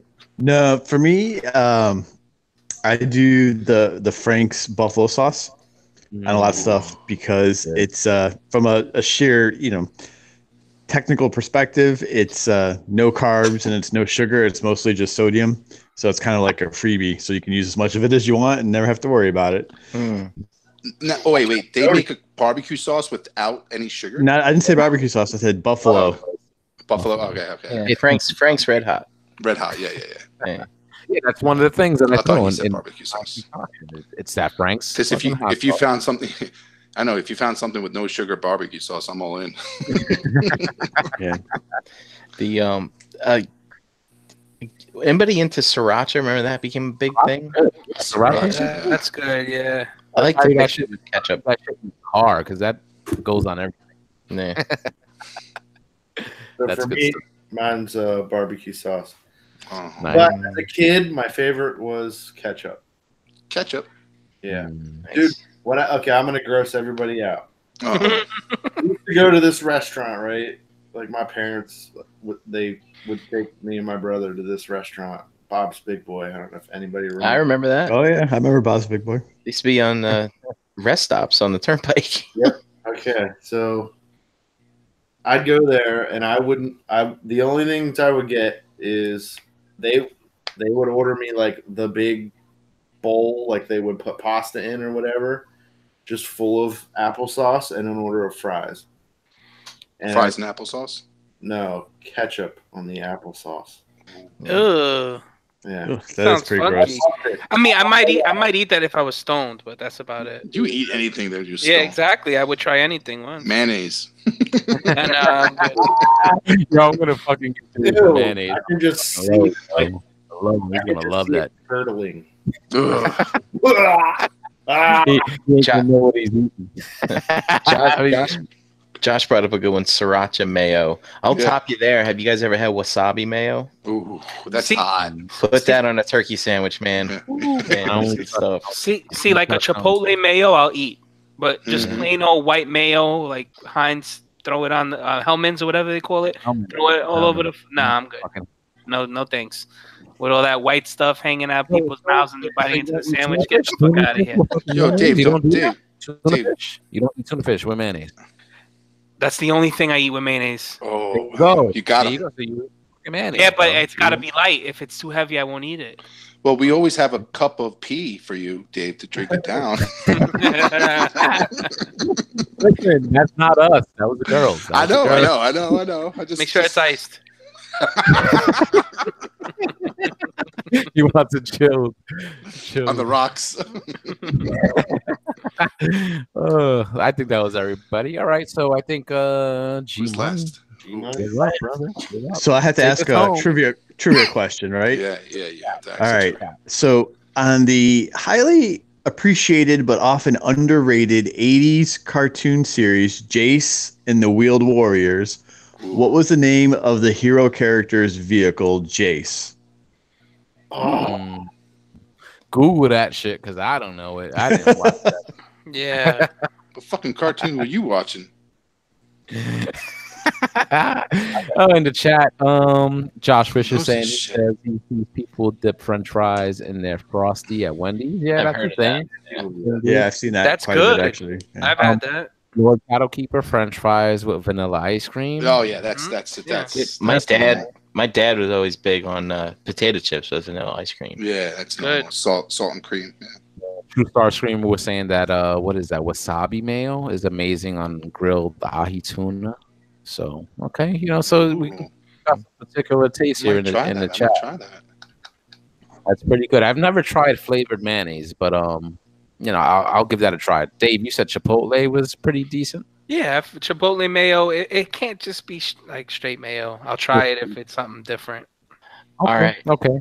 Mervin says Kit, Josh, Drill Sergeant, Armed Force. Any of these answers right? Armed Force is correct. Armed Force was on the big gold arm, the claw on the roof of the vehicle. Alex Jim Hogg. So you already won tonight, brother. You can't win again. So somebody else just copy and paste. Whoever does it first. will win. Maybe we need a new. Maybe we need a new question. There We we need go. another question? Okay. All right. So Another easy we'll do another 80s, cartoon series. And on the series, what'd you say? Love that. You're ready, brother. You're ready. You got another question. Yeah, we'll do another one. So the 80s, series Mask, the hero leader, Matt Tracker, drove an IROC Camaro known as what? Rock. Shout out to iRock. Yeah. Ask that just question just one more time in case anybody missed it. Yep. So the 80s cartoon series Mask, the hero lead character, Matt Tracker, drove a red IROC Camaro, which was labeled as what? Damn, your questions are so like professional. So listen. So Jose, you're saying people can't win more than once, right? Well, on the same show. Okay, so Two Stars Gamer is still answering questions. He already won. Jim says golden shower.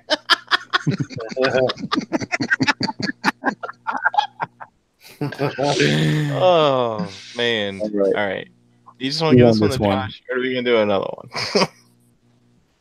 True Stars Gamer won tonight, right? You won tonight. He won my one tonight. So I guess Josh got it. Josh Fisher. Guys, stop answering questions if you won. I didn't even know that was a rule. That's a rule. Yes, that's a rule. If you won, you can't win again on the same night. Sorry, guys. Let me highlight Brink. I think Josh Fisher got it. Josh, pick a number. Oh, he's too lucky. Don't give him too damn easy. Gary, you got to make that trivia question for the chat harder next time. 2 weeks. His first one was pretty hard, though. 2 weeks. All right. Jim said he does what he wants. I do what I want. I'm with you, brother. I'm with you. Josh said 3. 3. Oh. Ooh, wow. Oh, I can see why he did that, though. Yeah. He thought he was trying to see whether you had a pattern there, Brian. No. Brian has no patterns, people. I think Josh, you never know. Josh might have, he might have caught a little bit of the formula there. You're trying to figure out the pattern. But, hey, while we're here, let's just see where the other two were. The other one was 18, and the other one was 9. 9. Nice. Next week, guys, you guys will have another opportunity. Pick correctly like Jim did earlier tonight, and you might win a prize. Gary, what's your question for the panel? All right, so I'll ask one that's a little bit more lighthearted. Let me check my notes here. So what, if anything, have you ever re-gifted to another person? I have one. But it's to the same person. I re-gifted a snowblower 4 times to my father. How do you do that 4 times? Dude, because there was like a 4-year stint that there was no snow every winter, and every year the summer came, my mom, like the winter, Christmas came along, she was like, "What are you gonna get your father?" I'm like, is the snowblower still in the box in the garage? It's like, yeah, wrap it up. Oh, Dom, that's bad, bro. Dude, it had to be done. How many times that guy bust my balls? I had it, and I would put it in different wrapping paper. At one time, I put it in a bigger box. I fucked with them 4 years straight. It was great. And then it finally snowed, and we had to take it out of the box. So the joke stopped. That's great, though. That's great. That's fucking funny. Honestly, I'm trying to think back. I can't ever recall. I've had too many drinks, too many L's. You know what I'm saying? I can't possibly recall that. I don't think I've ever. I can't say that I've never done it, but I can't recall anything. So I guess my answer will be nothing for now. I got one. So this was a few years ago, maybe 8 years. I can't remember how long I've been here, but I was hosting Christmas for the first time, and actually, I guess before I do that, but a long time ago, I think when I was 15 or maybe 13, my stepfather gave me a pocket chess game where basically you put in the numbers and it tells you the numbers and you have to rearrange the pieces and stuff. And I was never a big chess player, but he liked chess. But anyway, when I moved into my house, I finally hosted Christmas a couple years later, and I was just going through crap, and I was like, "Oh, this will be a good stocking stuffer for Jack." And so I put in his stocking, and the next morning he's like, "Oh, this is great!" And then he's looking at the instruction booklet, and he's like, "It had some writing on it. I guess I doodled on it." And he's like, "Oh, this is looks used." I'm like, "Yeah, you gave that to me 13 years ago." I thought that was funny. All right, Dom. Oh, well, you went. It's mostly alcohol. For some reason, people think that I like to drink a lot. So every year I get a bottle of Goose or Hennessy. I mean, I do drink that stuff, but it's rare. I'm not a big drinker, so I usually re-gift that shit if I have to. Yeah. That and like gift baskets. Like if somebody sends me a gift, sends us a gift basket, we usually re-gift that shit right to some. Oh, this is good for the neighbors. Let's go give this to the neighbors quick. Yeah, that's actually a good reminder. Exactly, same thing. I've been gifted alcohol, and I've given that to like my UPS guy that always does my deliveries and shit like that. Like, yeah, stuff like that. So note to self: don't give Dave gift baskets or liquor. Right, exactly. If you get him a transformer, he definitely ain't re-gifting that. If you go to a party at his house, he wants a sideshow gift certificate. Yeah, there you go. There you go. Gary knows. Oh, all right. G money. Yeah, mine wasn't technically a gift, but for what I did for work at the time, I'd go to a lot of automobile auctions, and they'd have like drawings and prizes. There's kind of incentive for stuff.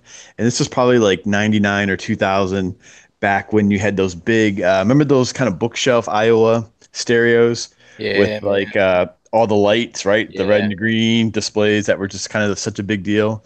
I won a really nice one of those, and I'm like, this is a perfect Christmas gift for my sister. So, I mean, it was actually a decent gift, for the time frame. But I just remember thinking that I came out like such a hero that year because, it was far more elaborate than what we would have normally exchanged with each other. But yeah.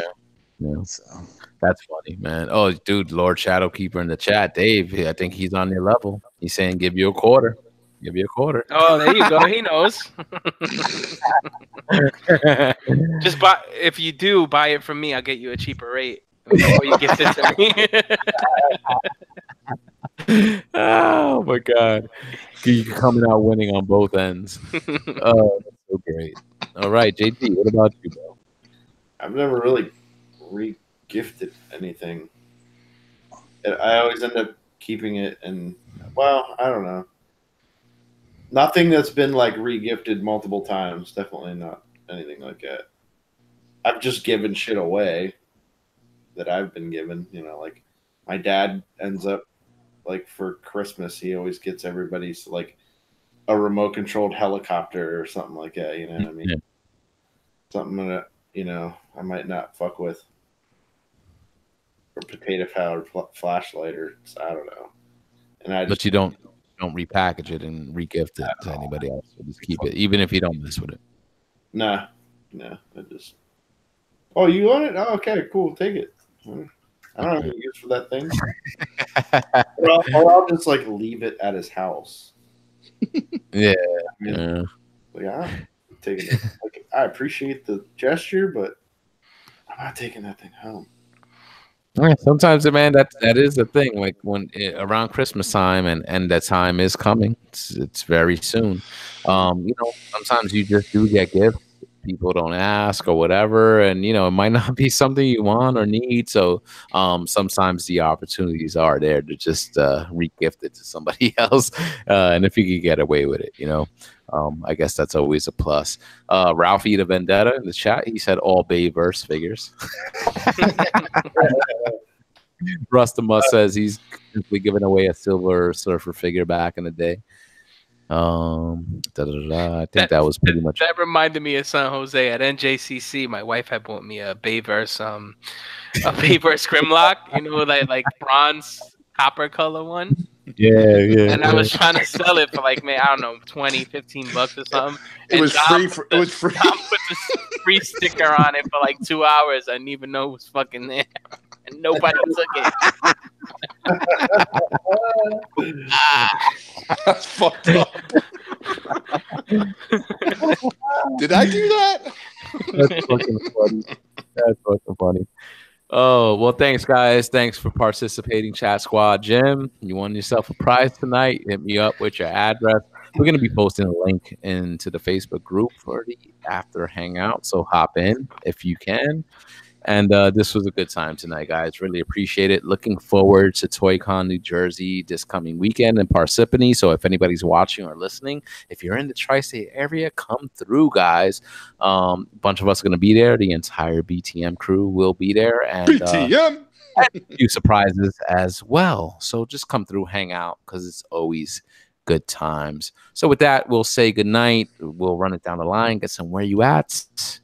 So Brian Brink, I'll start with you, brother. You can find me, Brian Brink, in the Facebook groups and at Brinkalizer on Instagram. You okay? You okay? Yeah, I'm shopping. Hold on, sorry. All right. You finding somebody to pee on, right? Yeah. This girl, Supergirl.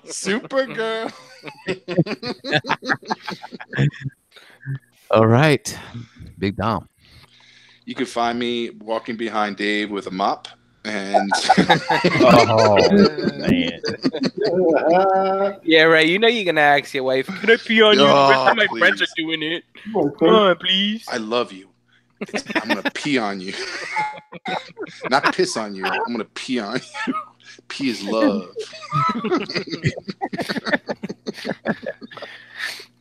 You guys are sick.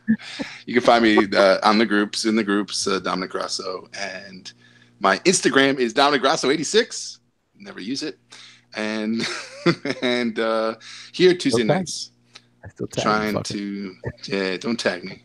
Don't tag me. Please don't tag me. And here Tuesday nights. Tuesdays. All right, Dave. Energon Addict on Instagram, David Cologne in the Facebook groups. Here on Tuesdays. I gotta pee. Your pee buddies. Here's fucking pee buddies. Here's a pee buddies. I gotta go. Fuck you guys. Goodbye. Fucking sprinklers. Both of you are. This is what I love about the question games. It's just like I thought I knew you guys, and now I'm really getting to know. That's it. This is the last time I'm on this show. All this fuck breaking the mold. This is dirty secrets. So whatever you want to call it. This is the shit that we usually talk about in the after hangouts. Yeah, please. So hop in. Oh my God! All right, G Money.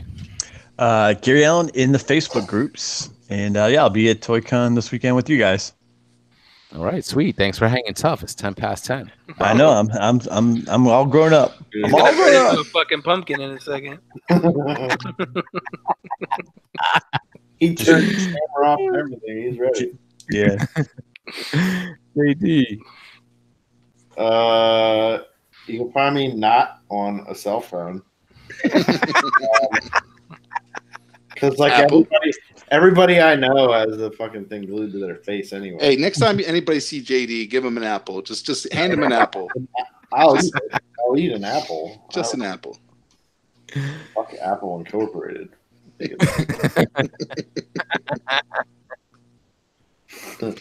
But yeah, you can find me on Instagram at the least, and my messenger still works.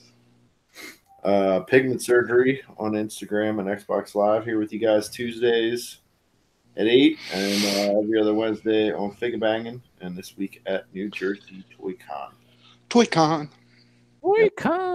Fucking can't wait. I'll be trampling little kids for some Mythic Legion. Get out my way, boy. Fucking early bird move. Get out the way. JD's gonna be throwing elbows.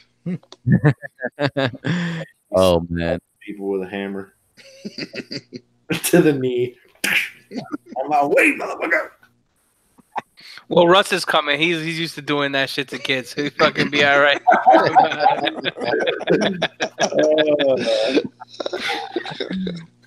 All right, guys. That's for myself. Facebook, Twitter, Instagram, Xbox Live, PlayStation Network, all at Harrican BX. Please check out Verbally Challenged with Harrican BX on all audio platforms.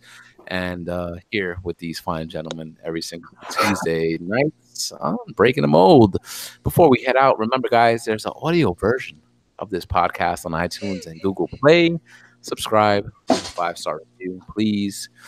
This episode of Breaking the Mold is sponsored by Crashbox Customs, the official Mezco supplier of the realm of collectors. Visit Crashbox Customs on social media for all your Mezco and diorama needs.